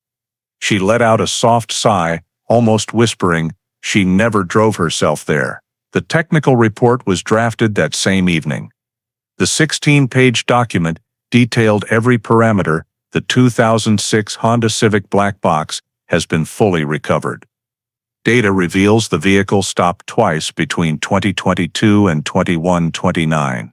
The first stop coincides with the 2023 Holloway Remains discovery site. Seat belt and seat weight sensors indicate a driver change. Preliminary conclusion, high probability, another individual was driving during the final segment. The report was forwarded to the cold case unit along with the lab's authentication minutes. Upon receiving the printout, Crane sat alone in her office, flipping through the pages. The line "first stop coincides with remains location" sent a chill down her spine. As if the car had silently guarded its secret all these years, she added a handwritten note to the investigation log. Black box recovery. Journey confirms 2 stops. Driver changed midway. Hypothesis: Lena did not drive herself to the location where the vehicle was found. Outside the window, Helena was sinking into late dusk. She stared at the familiar Route 93 displayed on screen, now clearly marked with 2 red dots. One symbolizing the stop where Lena may have been killed, the other where someone else abandoned the car. Beneath the electronic log entry, she typed the final line, "Technical data confirms second-person intervention, official turning point, in case 06FH241. After completing the black box data recovery, Lieutenant Melissa Crane shifted focus to reviewing old medical records at Kalispell Hospital, To clarify the personal and professional connection between Lena Holloway and Dr. Matthew Klein, she sent an official request to hospital administration for full access to 2006 electronic records, including prescriptions, administrative forms, and pharmacy dispensing logs signed by Klein. Because the system from that period was stored on microfilm, the technical team needed nearly 2 days to digitize the files. On the morning of April 8, 2023, the first file, 42 pages, was opened in the Helena cold case data room, listing patient names, prescription dates, dosages, and approving physicians. Lena Holloway's name appeared 4 times between October and December 2006. Notably, 3 prescriptions were directly signed and entered by Klein, even though she was not officially his patient, and there was no referral from psychiatry or clinical oversight. The medications were Prozac, Trazodone, and Diazepam, the latter 2 controlled sedatives regulated by the health department. Crane read each line carefully, marking in red ink, prescribed outside specialty, no treatment confirmation. Moving to the pharmacy log, she found a barely legible handwritten note from the night shift pharmacist, request from Dr. Klein, meds taken directly, no patient present. This was a serious breach of dispensing protocol. For confirmation, she contacted the pharmacist on duty at the time, Linda Marsh, now retired. In a recorded phone interview, Marsh verified the handwriting was hers and recalled Klein coming to the pharmacy twice, saying he needed the drugs for a private outpatient he was following. She said, "I assumed he had authority since he was an internal medicine physician. No one cross-checked back then."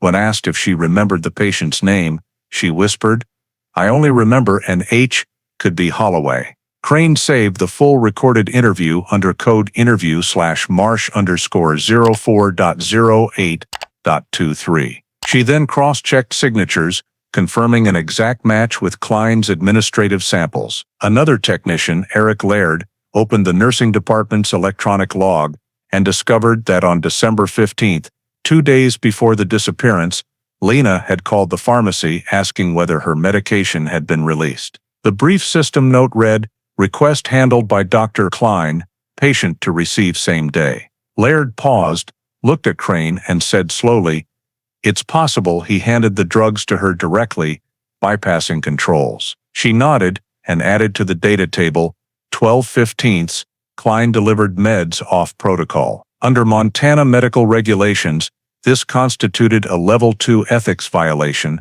especially if the physician had a personal relationship with the patient. Crane pulled Klein's personnel file and saw the disciplinary section marked None. The hospital had never been aware of the unauthorized dispensing. Further review revealed he had used a temporary code, patient ref #77B, to enter Prozac prescriptions instead of her real name. That code appeared exactly 4 times in the 2006 database, all matching Lena's prescriptions. In her analysis memo, Crane wrote, "Dr. Klein improperly prescribed antidepressants and sedatives to Holloway in the 3 months prior to disappearance. Behavior indicates personal involvement exceeding professional boundaries. Possible use of medication as a means of psychological control or influence." She forwarded the internal report to the cold case unit's medical legal advisor, Dr. Richard Mays, a former state medical investigator. After reviewing the documents,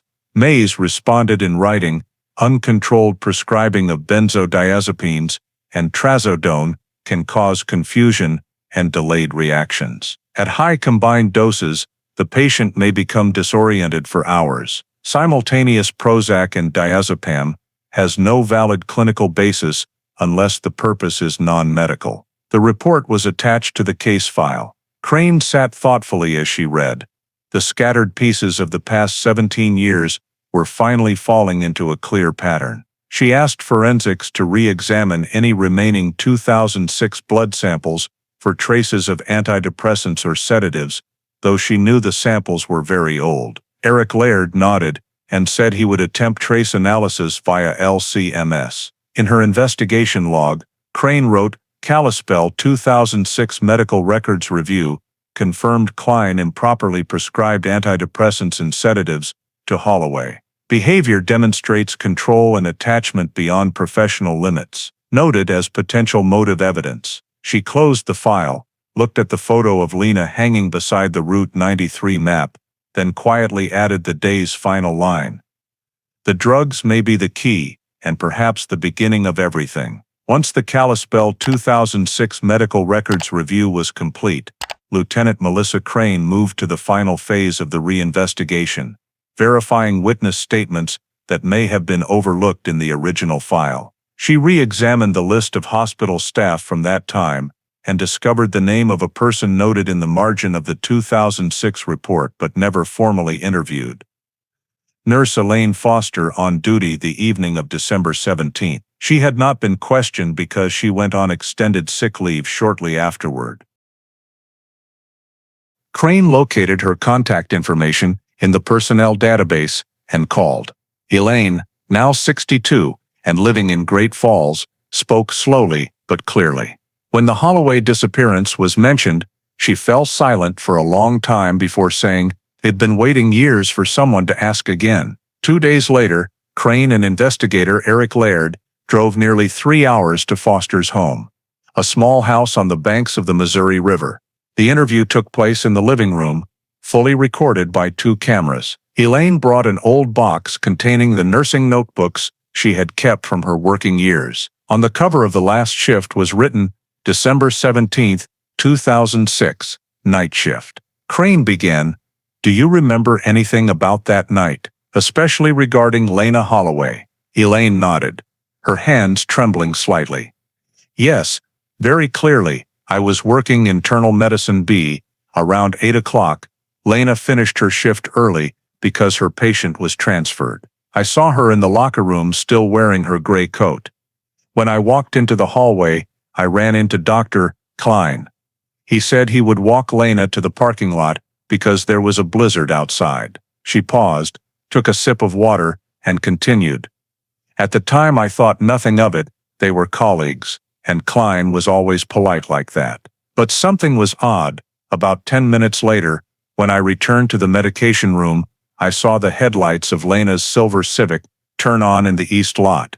The beams cut through the snow, and right beside it was a black SUV.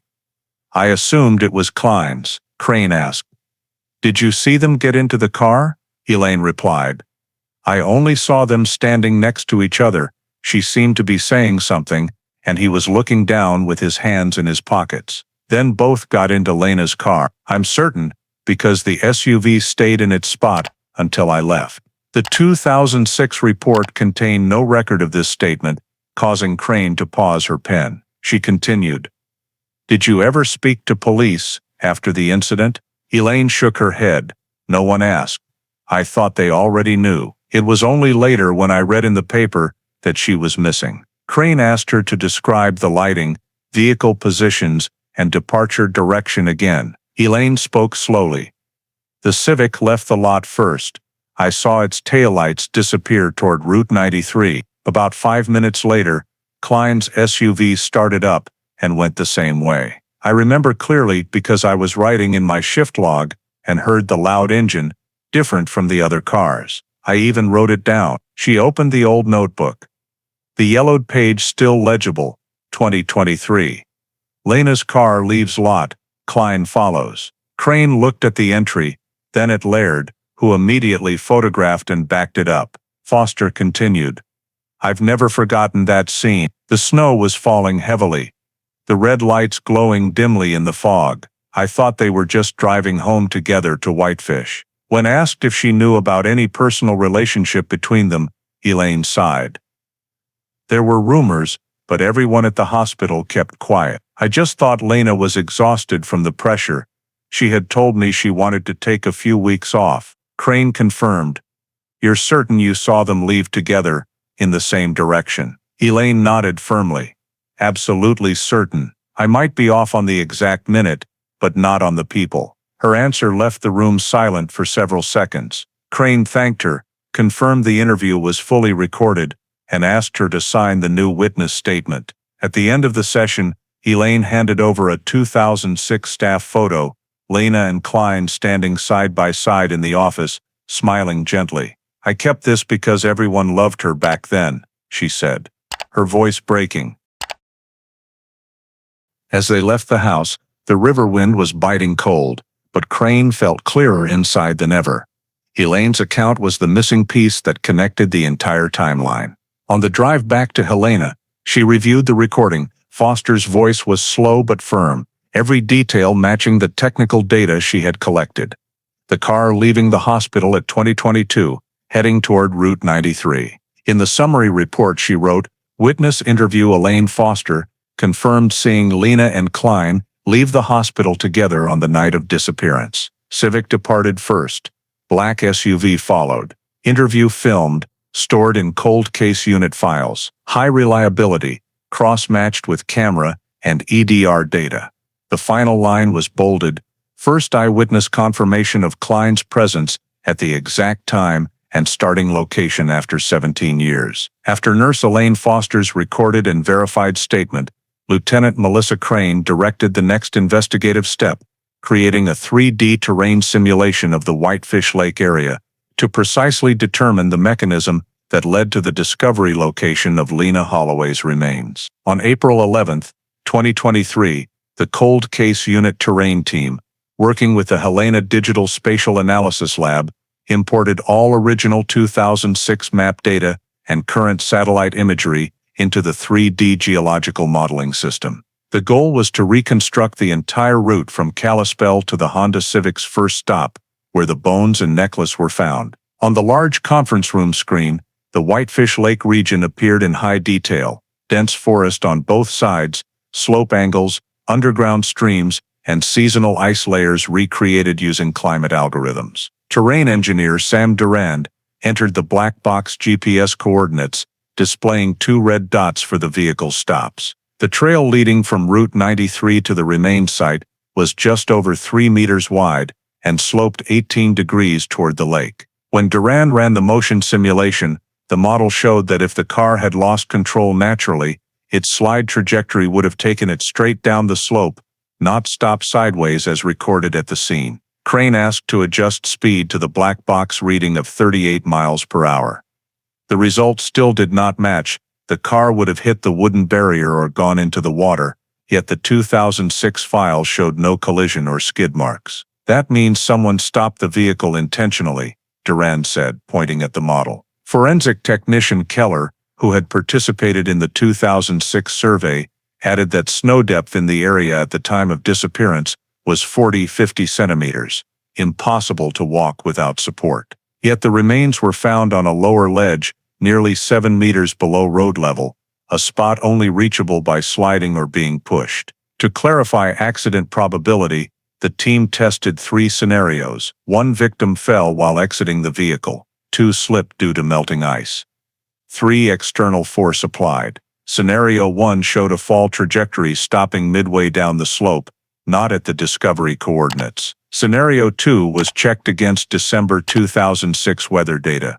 Average temperature -12 degrees Celsius, ice fully solid, no melting. Only Scenario 3, assuming a push from behind, produced a trajectory matching coordinates 48 degree 2431, NE 114 degree 2058, with a 17 degree incline and snow friction coefficient of 0.32, the required force equals an adult push, Durand concluded. Crane stood before the screen watching the simulated human figure slide down the slope and stop exactly where the remains were found. The 3D light cast the red trajectory clearly on the wall. "If it was an accident," she said quietly, "the car would be down there, but it was more than a mile away."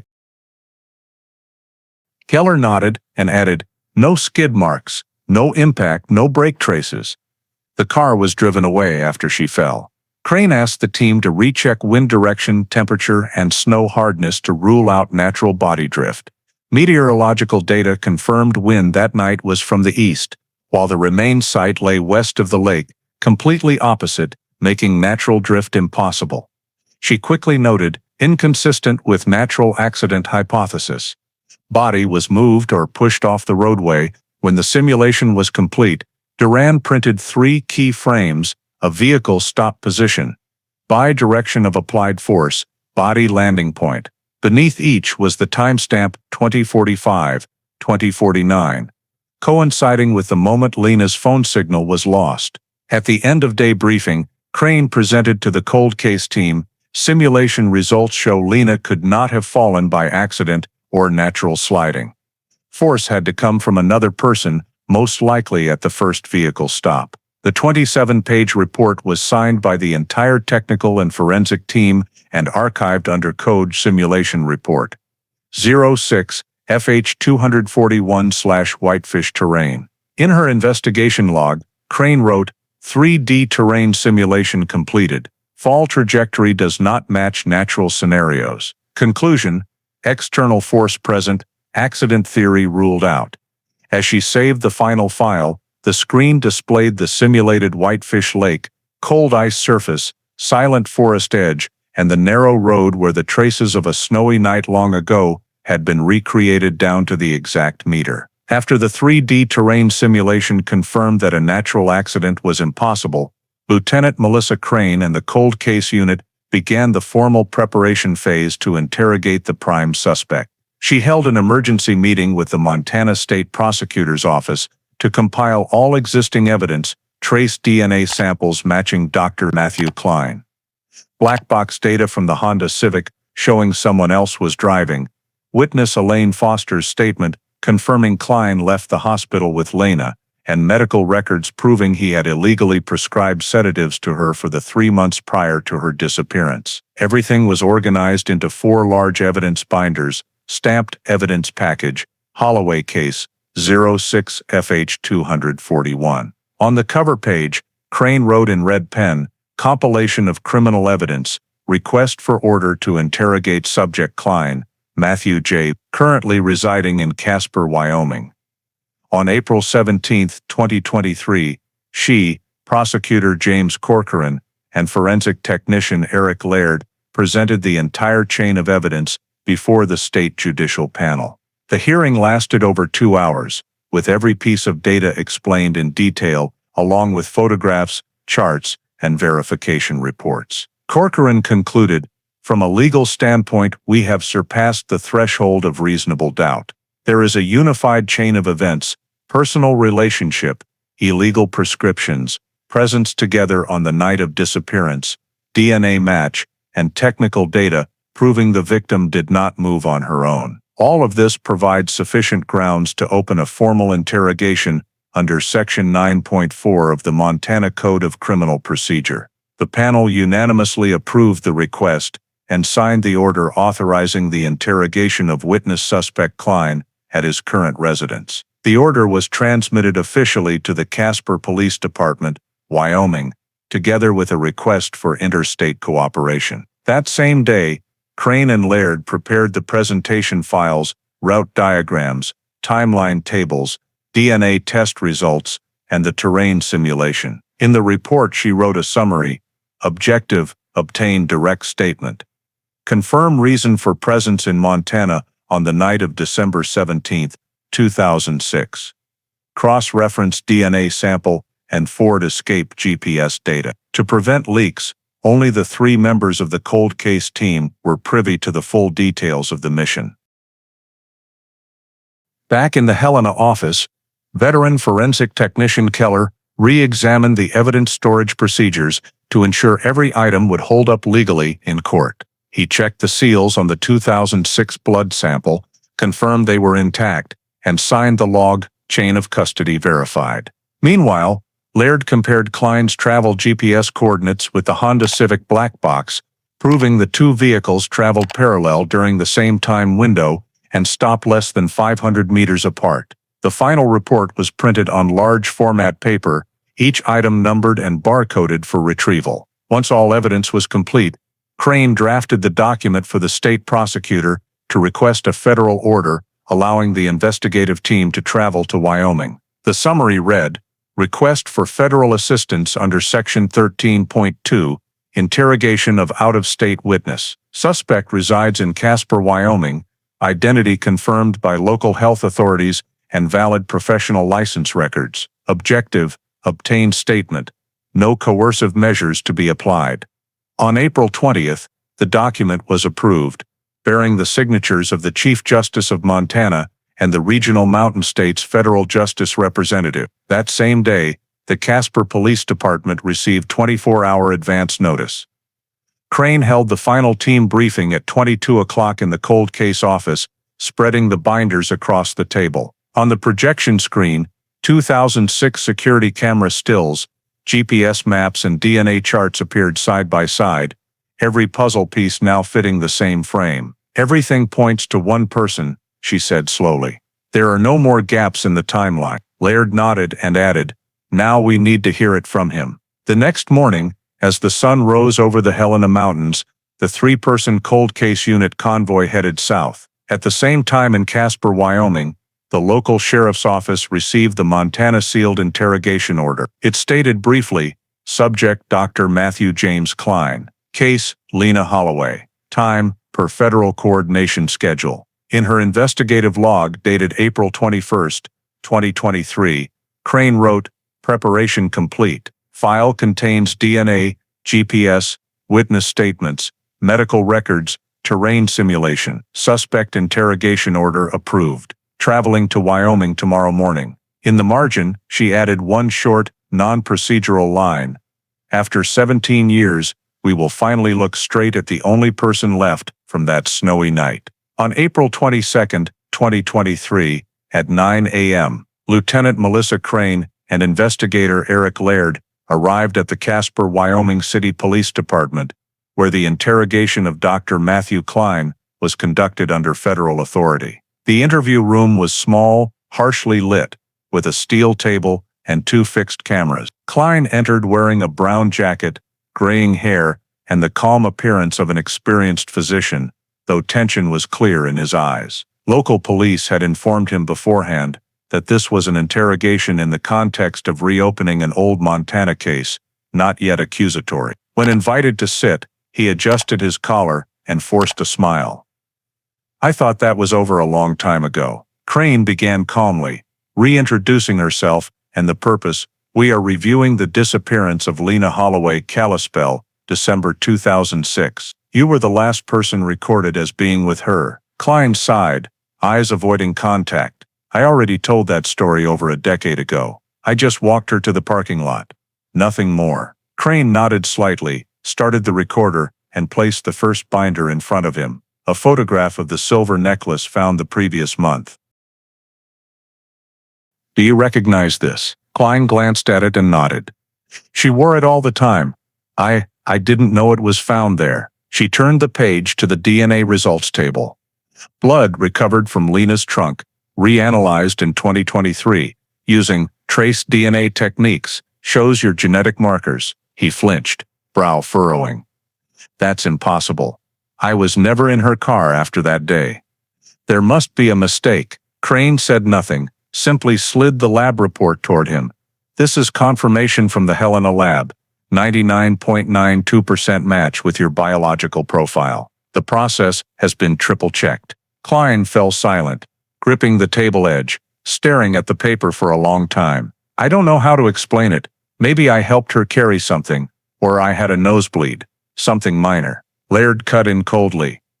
"The blood was in the trunk, not the front seat, and the black box shows the car stopped at the location where the body was later found, then moved another mile. Can you explain that?" Klein looked at them, face rigid, then let out a dry laugh. "You're trying to build a story out of 17-year-old snow and mud." She had mental issues. "I was only trying to help." Crane leaned forward. "You prescribed her diazepam and trazodone off-label. Mrs. Foster saw the two of you leave the hospital together that night, and you were the last person with her, period." He bit his lip, lowered his head, voice softening. "You don't understand. Lena was out of control. She overdosed. I just wanted to calm her down." "How?" Crane asked. He answered quickly.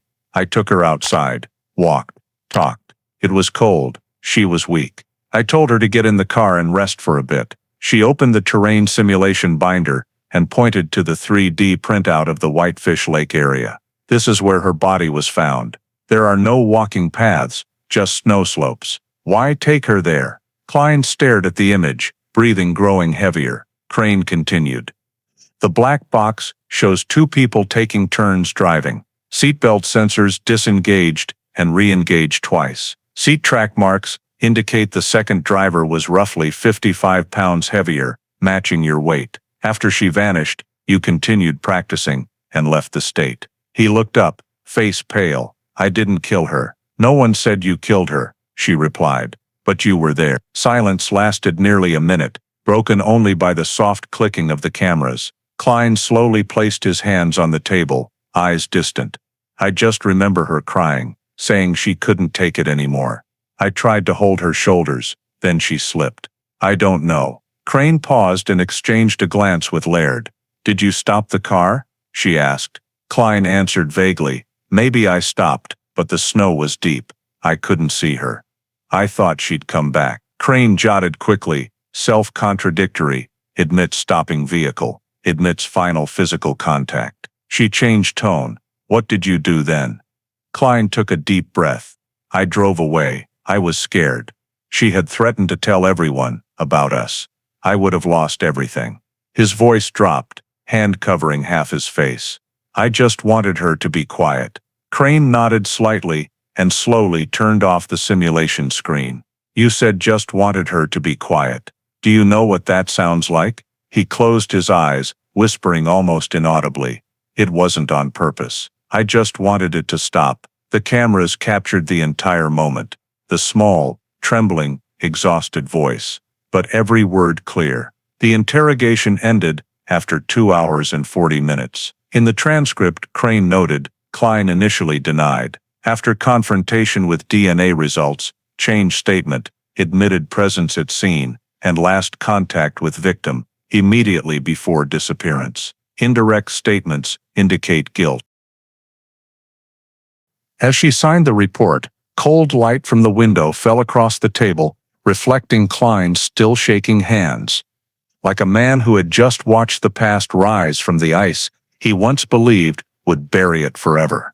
Nearly 3 months after the Casper interrogation, federal and Montana state authorities finalized the legal file, compiling all evidence from 2006 to 2023, trace DNA results, black box data, witness statements, terrain simulation, and the recorded interrogation of Dr. Matthew Klein. On August 2, 2023, Deputy State Prosecutor James Corcoran formally signed the arrest warrant charging Klein with second-degree manslaughter and obstruction of a criminal investigation under Montana Code, Sections 45-5205 and 45-7303. The warrant was approved by the Ninth Circuit Federal District Court and immediately transmitted to the Casper Police Department for execution. On the morning of August 5, at 9:40 a.m., a joint federal task force, 3 Wyoming officers and 2 Montana investigators, commanded by Lieutenant Melissa Crane, approached the internal medicine clinic where Klein was working. The small clinic on the edge of downtown Casper was open and receiving patients as usual. Per plan, 2 local officers posed as patients at the reception desk while Crane and Laird waited outside, communicating via radio. When the signal target location confirmed came, the team entered the hallway and loudly read the warrant. Klein was in a consultation room and startled when officers appeared. He asked, voice hoarse, eyes wide, "What is this?" Crane stepped forward, presented the warrant, and read clearly. Dr. Matthew James Klein, by order of the Montana State Court, you are under arrest in connection with the death of Lena Holloway, case dated December 17, 2006. He froze, hands trembling slightly, offered no resistance, and only muttered, 17 years, you still won't let me go. Police cuffed him, read his Miranda rights, and escorted him out of the clinic, past stunned staff and waiting patients. The entire process was recorded for legal protection. As the transport van left for the Casper Police Headquarters, Crane sat in the front passenger seat, staring straight ahead in silence. Laird, seated in the back with Klein, noted his demeanor, calm, no resistance, occasionally muttering to himself. During the emergency search authorized by the warrant, Officers seized numerous items from Klein's private office, medical notebooks, a laptop, and an old brown leather-bound journal pushed far back in the second drawer. When asked, he replied evasively, "Just personal notes." The journal was sealed on site, labeled Evidence K23JNL. At the Casper station, Crane oversaw inventory of the seized items. The laptop contained a folder, Records 2006, with numerous PDFs copied from Kalispell hospital files, including internal records matching the illegal prescriptions to Lena. But what caught Crane's attention most was the journal, worn leather cover, yellowed pages, neat handwriting. Opening the first page, she read the handwritten line, "Helena, December 2006, snow falling for 3 straight days." Subsequent pages mixed work schedules, patient notes, and short diary-like passages. She said she wanted to leave.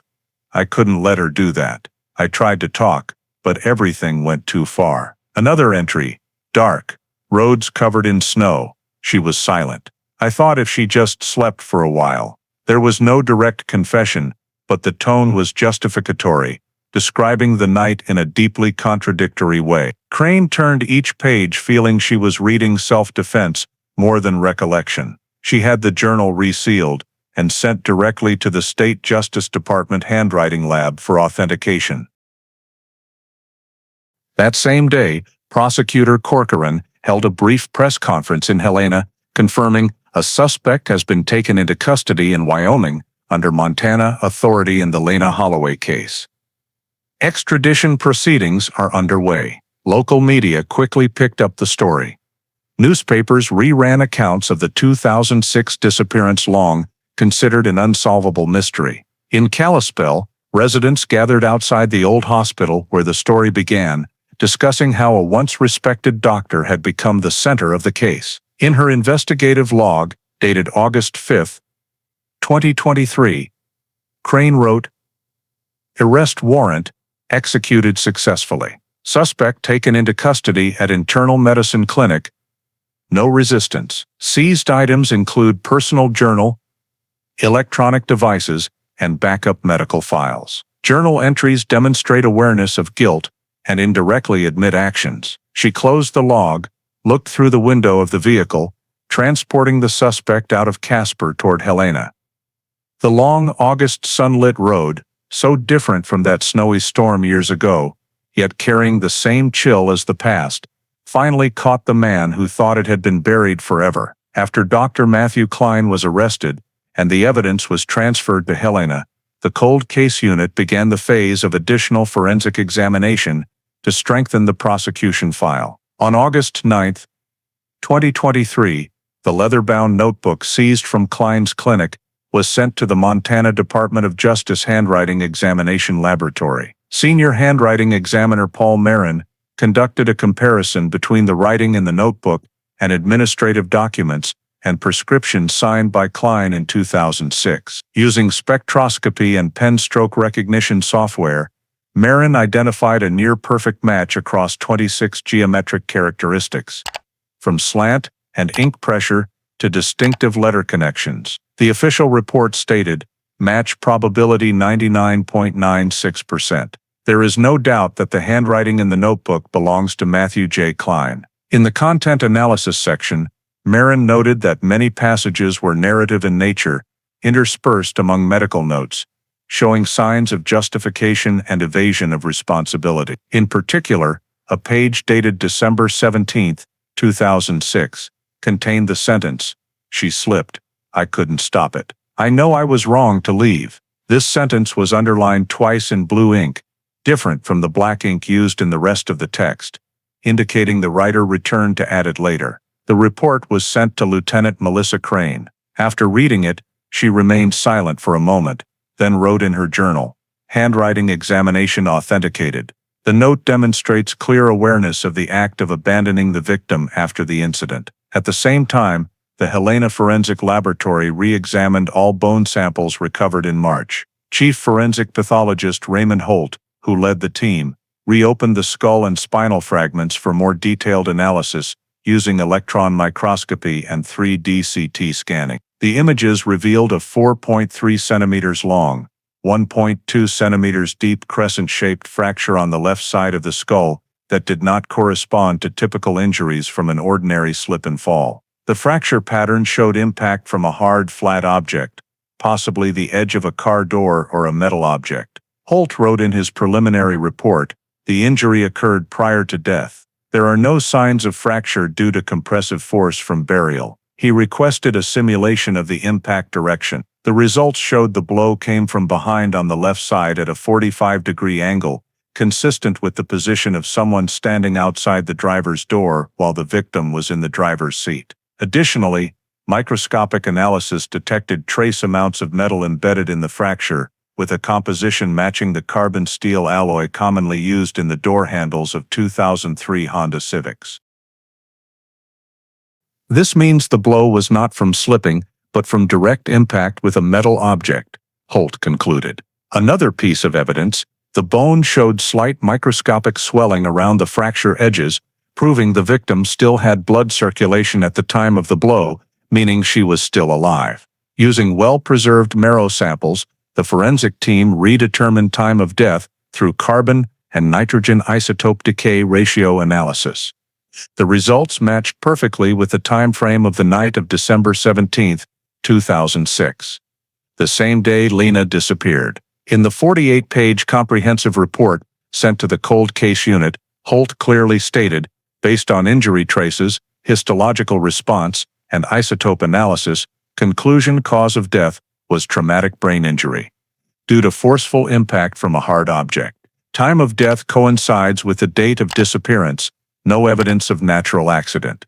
When Crane received the documents, she sat in a darkened room, examining each 3D skull photograph, the fracture line glowing clearly under the blue light. Next to them, the handwritten copy of "I Couldn't Stop It" stood like a silent confession from the past. She connected the two pieces of evidence. The injury proved active force, and the note revealed awareness of guilt. Both, though neither said it directly, pointed to the same conclusion. In the summary memorandum sent to the state prosecutor, she wrote, "Additional forensic examination confirms the handwriting belongs to Klein. The notebook content demonstrates acknowledgement of fault and full awareness of consequences. Skull analysis confirms the fracture was caused by a hard object, not a fall. Time of death matches the disappearance date.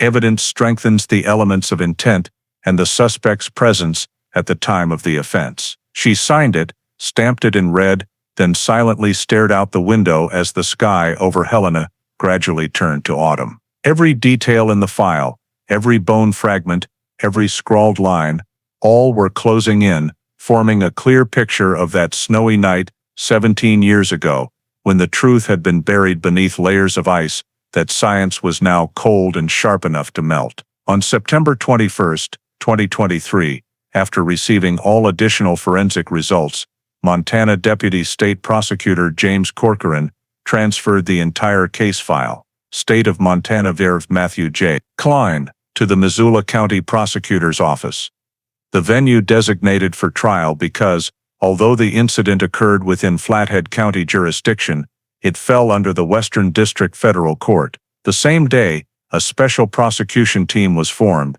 led by Chief Prosecutor Ellen Hughes and consisting of 3 criminal attorneys, 2 technical specialists, and a forensic consultant. At the first meeting in Missoula, files totaling more than 1,000 pages were placed on the long table: DNA reports, crime scene simulations, witness statements, black box data, Klein's journal, and the skull examination results. Hughes opened with a decisive tone, "We have sufficient grounds to charge second-degree manslaughter and concealment of a body under Montana Code Sections 45.5.103 and 45.7.302. Corcoran added, "The elements of manslaughter are met by causing serious bodily injury, resulting in death without intent to kill, while leaving the scene and fleeing established concealment." The team agreed on the legal strategy, emphasized the chain of scientific evidence, DNA, GPS location, black box data, and the skull fracture matching the impact direction from Klein's position on the night of December 17, 2006. Forensic consultant Holt was asked to prepare a 3D presentation for court depicting the forced trajectory and exact time of death. Meanwhile, the technical unit recreated a video reconstructing the Civic's route from Kalispell Regional Hospital to the Whitefish area, clearly showing 2 stops and a more than 40-minute time discrepancy. Hughes signed the final bill of indictment containing 4 counts: 1 second-degree manslaughter, 2 concealment of a body, 3 obstruction of a criminal investigation, 4 abuse of medical licensure. The document was filed with the Missoula Federal District Court on September 26. Presiding Judge Diana Weatherby, experienced in cold cases, was assigned. On September 30th, the court formally approved the indictment and scheduled the preliminary hearing for December 4, 2023. In her order, Judge Weatherby noted, "The evidence provided by the cold case unit and the Helena Forensic Laboratory is sufficient for trial under standard criminal procedure." The trial was expected to last 3 weeks and would feature arguments between the state prosecution and Klein's defense team, led by attorney William Pierce. Immediately after the trial schedule was announced, Missoula entered a period of intense preparation. The prosecution coordinated with Helena and Flathead Police to compile a witness list of 14 people: Lieutenant Melissa Crane, Technician Eric Laird, Forensic Pathologist Holt, Handwriting Expert Marin, Nurse Elaine Foster, and the 2 construction workers who discovered the remains. Each witness was subpoenaed and prepped to ensure consistency across investigation phases. Physical evidence was resealed, including the notebook, skull fragments, silver pendant, and Whitefish Lake 3D terrain model. Hughes ordered all documents digitized and stored in 3 independent copies, 1 for the court, 1 for the prosecution, and 1 secure backup at the State Department of Justice. At a press conference on October 2, she stated briefly, "The Lena Holloway case demonstrates the value of evidence preservation and advances in forensic science. After 17 years, justice will finally be examined in court." The quote was picked up by local media and spread throughout Montana. In Kalispell, residents talked nonstop. Many who had known Klein still found it hard to believe the exemplary doctor was being prosecuted for the death of a young nurse who once worked beside him. In the cold case unit office, Crane watched the news on her screen without saying a word. She knew the legal battle was just beginning, but for her, the investigation was complete. Before handing over the entire file to the prosecution, she wrote the last line in her journal, "File complete, transferred to Missoula." Trial opens December 4, 2023. Charges manslaughter and concealment of a body. After 17 years, Case 06FH241 has officially returned to criminal court. She closed the notebook, looked out at the Bitterroot Mountains bathed in late autumn sunlight, and thought about the ending Montana had waited nearly 2 decades for. Where snow, bones, and unspoken words would finally face justice. On December 4, 2023, the Missoula Federal District Court opened the trial of State of Montana vis. Matthew J. Klein, 17 years to the day after Lena Holloway disappeared.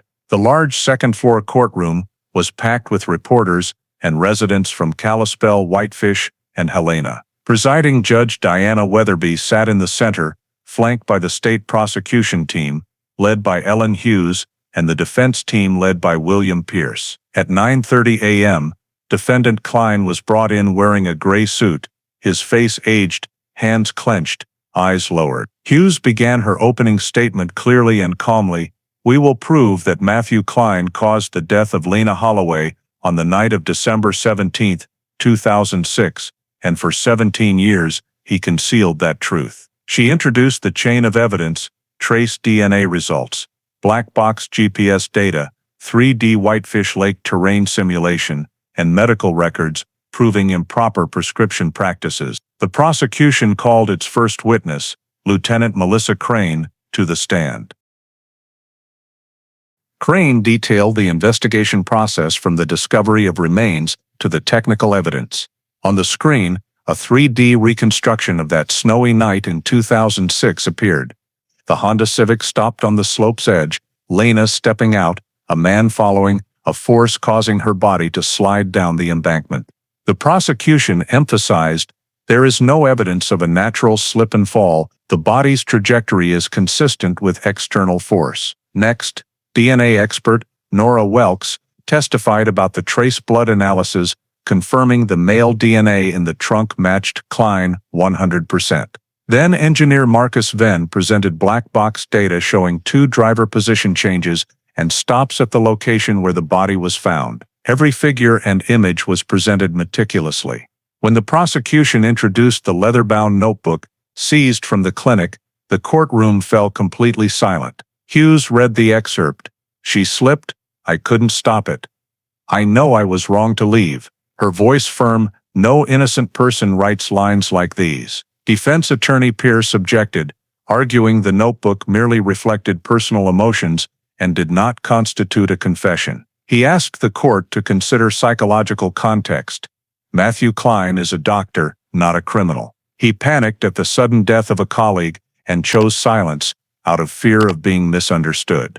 Pierce presented an alternative reconstruction, claiming the skull injury could have occurred when Lena slipped and struck the car door handle on ice. He called his own expert, independent forensic pathologist Dale Warren, who stated, "We cannot rule out the victim losing balance, especially under thick snow and after taking sedatives." The prosecution immediately countered, requesting comparison between original CT scans and the defense model. State Chief Pathologist Holt pointed out, the impact direction is from behind on the left, impossible from a forward fall. This is a blow from a hard object, not a slip. Tension rose as the enlarged skull images appeared, the crescent fracture chillingly clear. Hughes then called Nurse Elaine Foster, who had seen Klein and Lena leave the hospital together that night. She testified, "I saw them walk out to the parking lot together. Her car went first, his followed. I remember because I noted it in the shift log."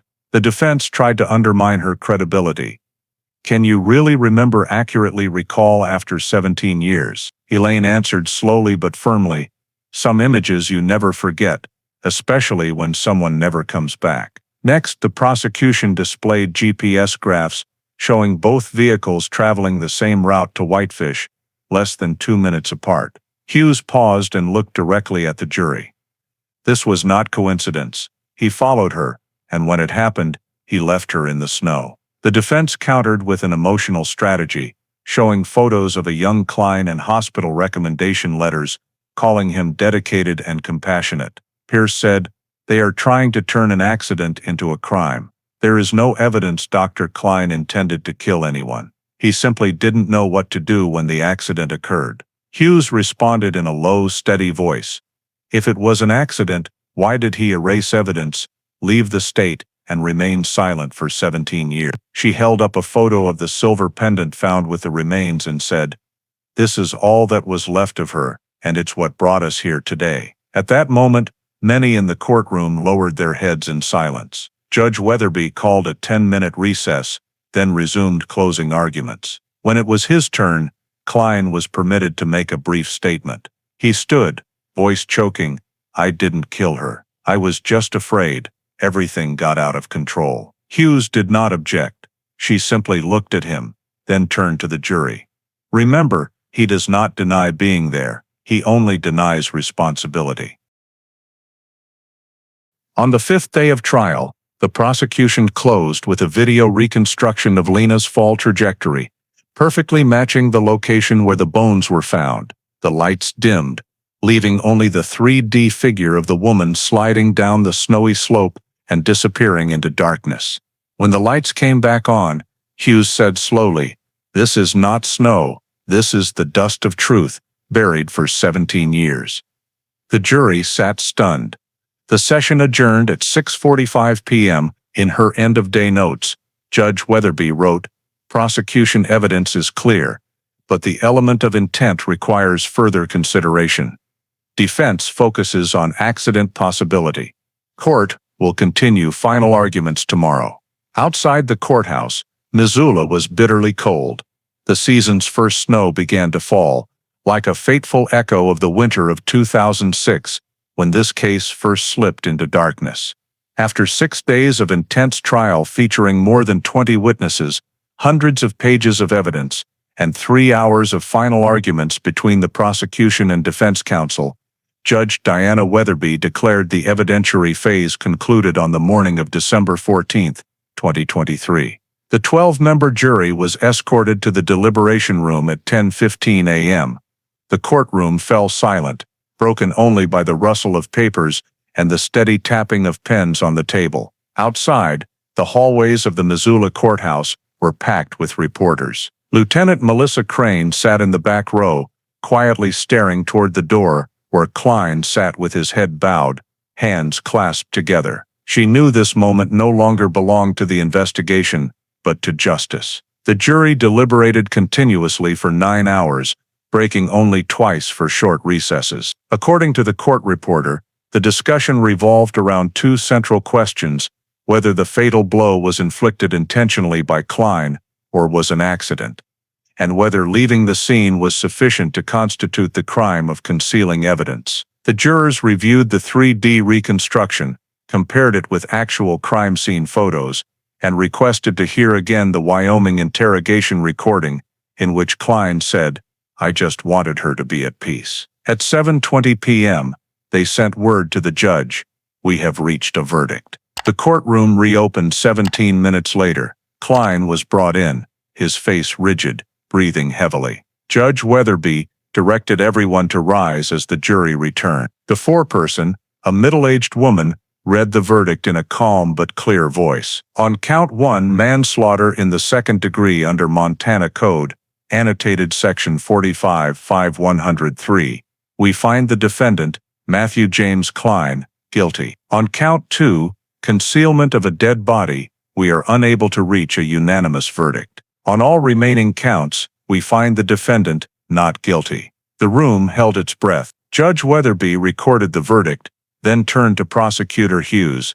"Does the state wish to be heard on sentencing?" Hughes rose. "Your Honor, given the defendant's act of abandoning the victim, which directly caused her death, and his concealment of the truth for 17 years, the state recommends a sentence of 30 years imprisonment." Defense counsel Pierce objected, citing the defendant's age and professional history, and argued that the absence of intent to kill should be considered. After 10 minutes of consideration, Judge Weatherby announced, "This court finds that the defendant's actions, though lacking intent to kill, directly caused the death of Lena Holloway and caused serious harm to the administration of justice. Pursuant to Section 45-5103 and 46-18-201 of the Montana Code. Annotated, the court sentences Matthew James Klein to 25 years in the Montana State Correctional Facility, with no possibility of parole for the first 15 years. The gavel struck 3 times, sharp and final. A wave of whispers swept through the courtroom. Klein sat motionless, giving only a slight nod, his lips moving soundlessly. In the back row, Marjorie Holloway, Lena's mother, covered her mouth as tears rolled down her cheeks.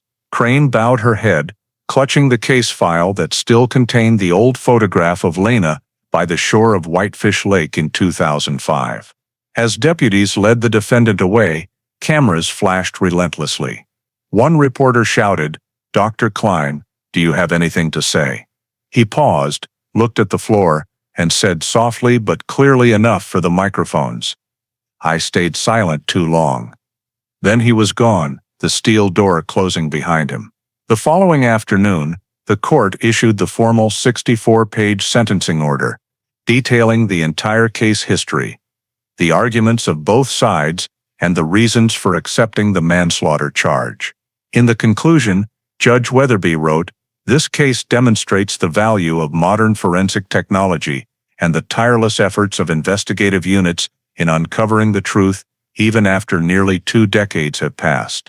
Justice may be delayed, but it still arrives." The case file. State Klein was marked in the Montana judicial system as the first precedent in which a cold case was successfully solved through the combined use of trace DNA, event data recorder evidence, and 3D reconstruction. On December 15, 2023, one day after the formal judgment in State of Montana vs. Matthew J. Klein was issued.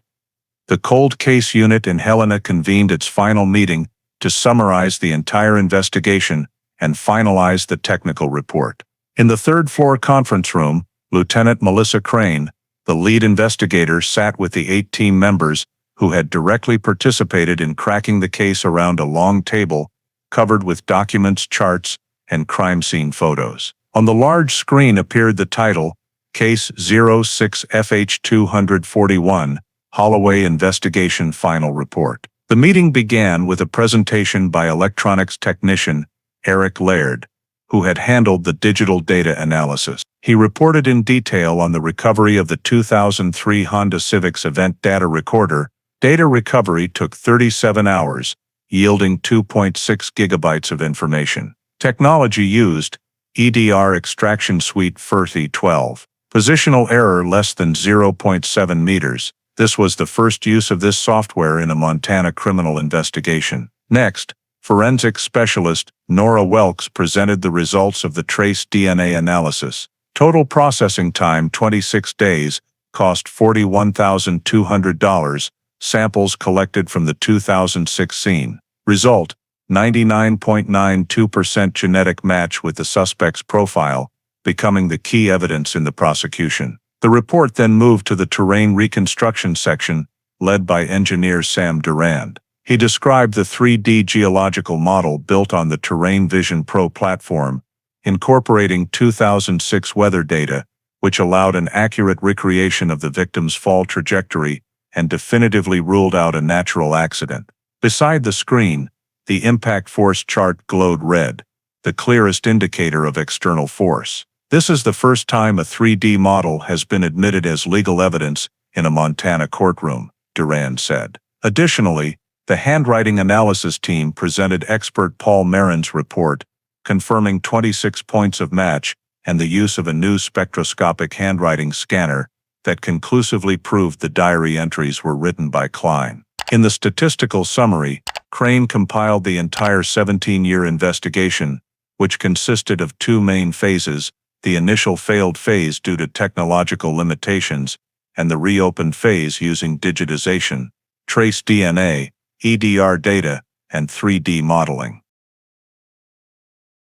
The report showed a total of 2,840 direct working hours by the units, $128,000 in federal funding, and the involvement of 57 individuals from 6 different agencies, including the Helena Cold Case Unit, the State Crime Lab, the FBI, Flathead County Sheriff's Office, Montana Tech, and the Missoula County Attorney's Office. The 142-page final report detailed every stage, from the discovery of remains in March 2023 to the December 2023 conviction, complete with a detailed timeline, full evidence coding, and legal citations. In the technical assessment section, Crane wrote, factors contributing to case resolution: 1 discovery of new physical evidence at the scene, 2 advances in forensic technology and trace DNA, 3 long-term evidence preservation and digitization of records since 2014, 4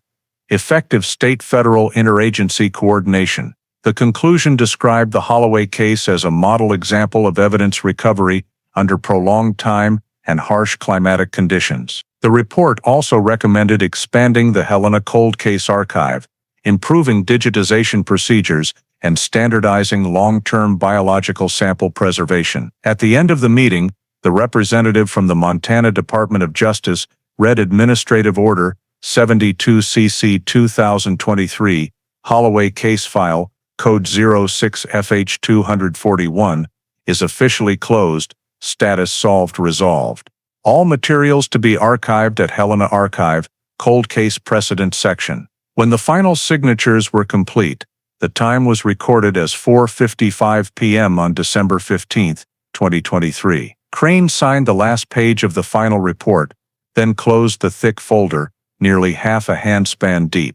On the cover, bold lettering read, Montana Department of Justice, Cold Case Unit Final Technical Report. She looked around the room that had once been filled with maps, satellite images, 3D models, and whiteboards covered in notes, now empty. No one spoke further.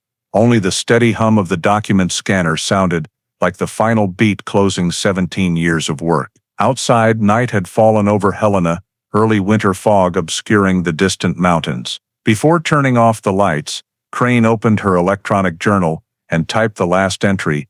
Lena Holloway case officially closed the 15th of December 2023. Total investigation time, 17 years.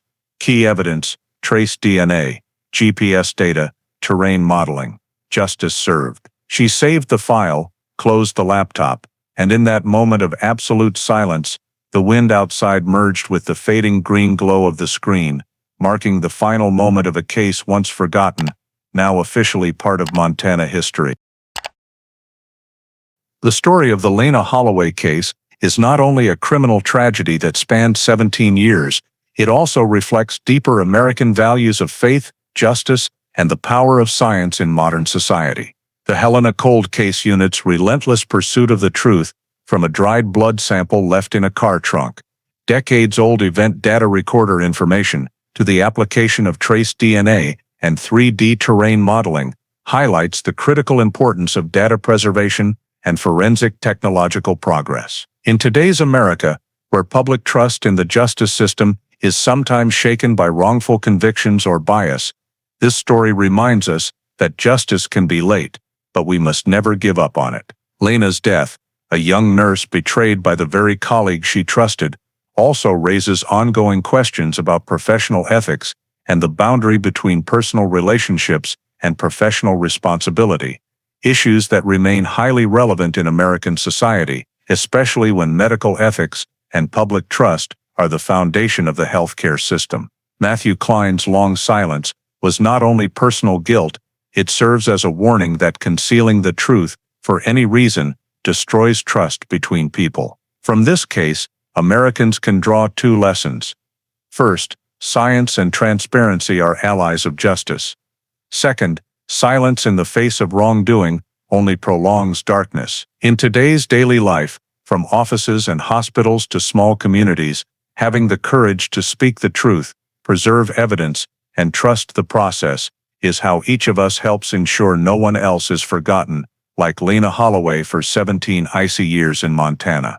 Thank you for following to the end of the journey to find justice for Lena Holloway, a story that reminds us that the truth, even when buried in snow, will still be found. Please subscribe to the channel so you don't miss other cold case stories, where the past continues to speak and justice always has a chance to be revived.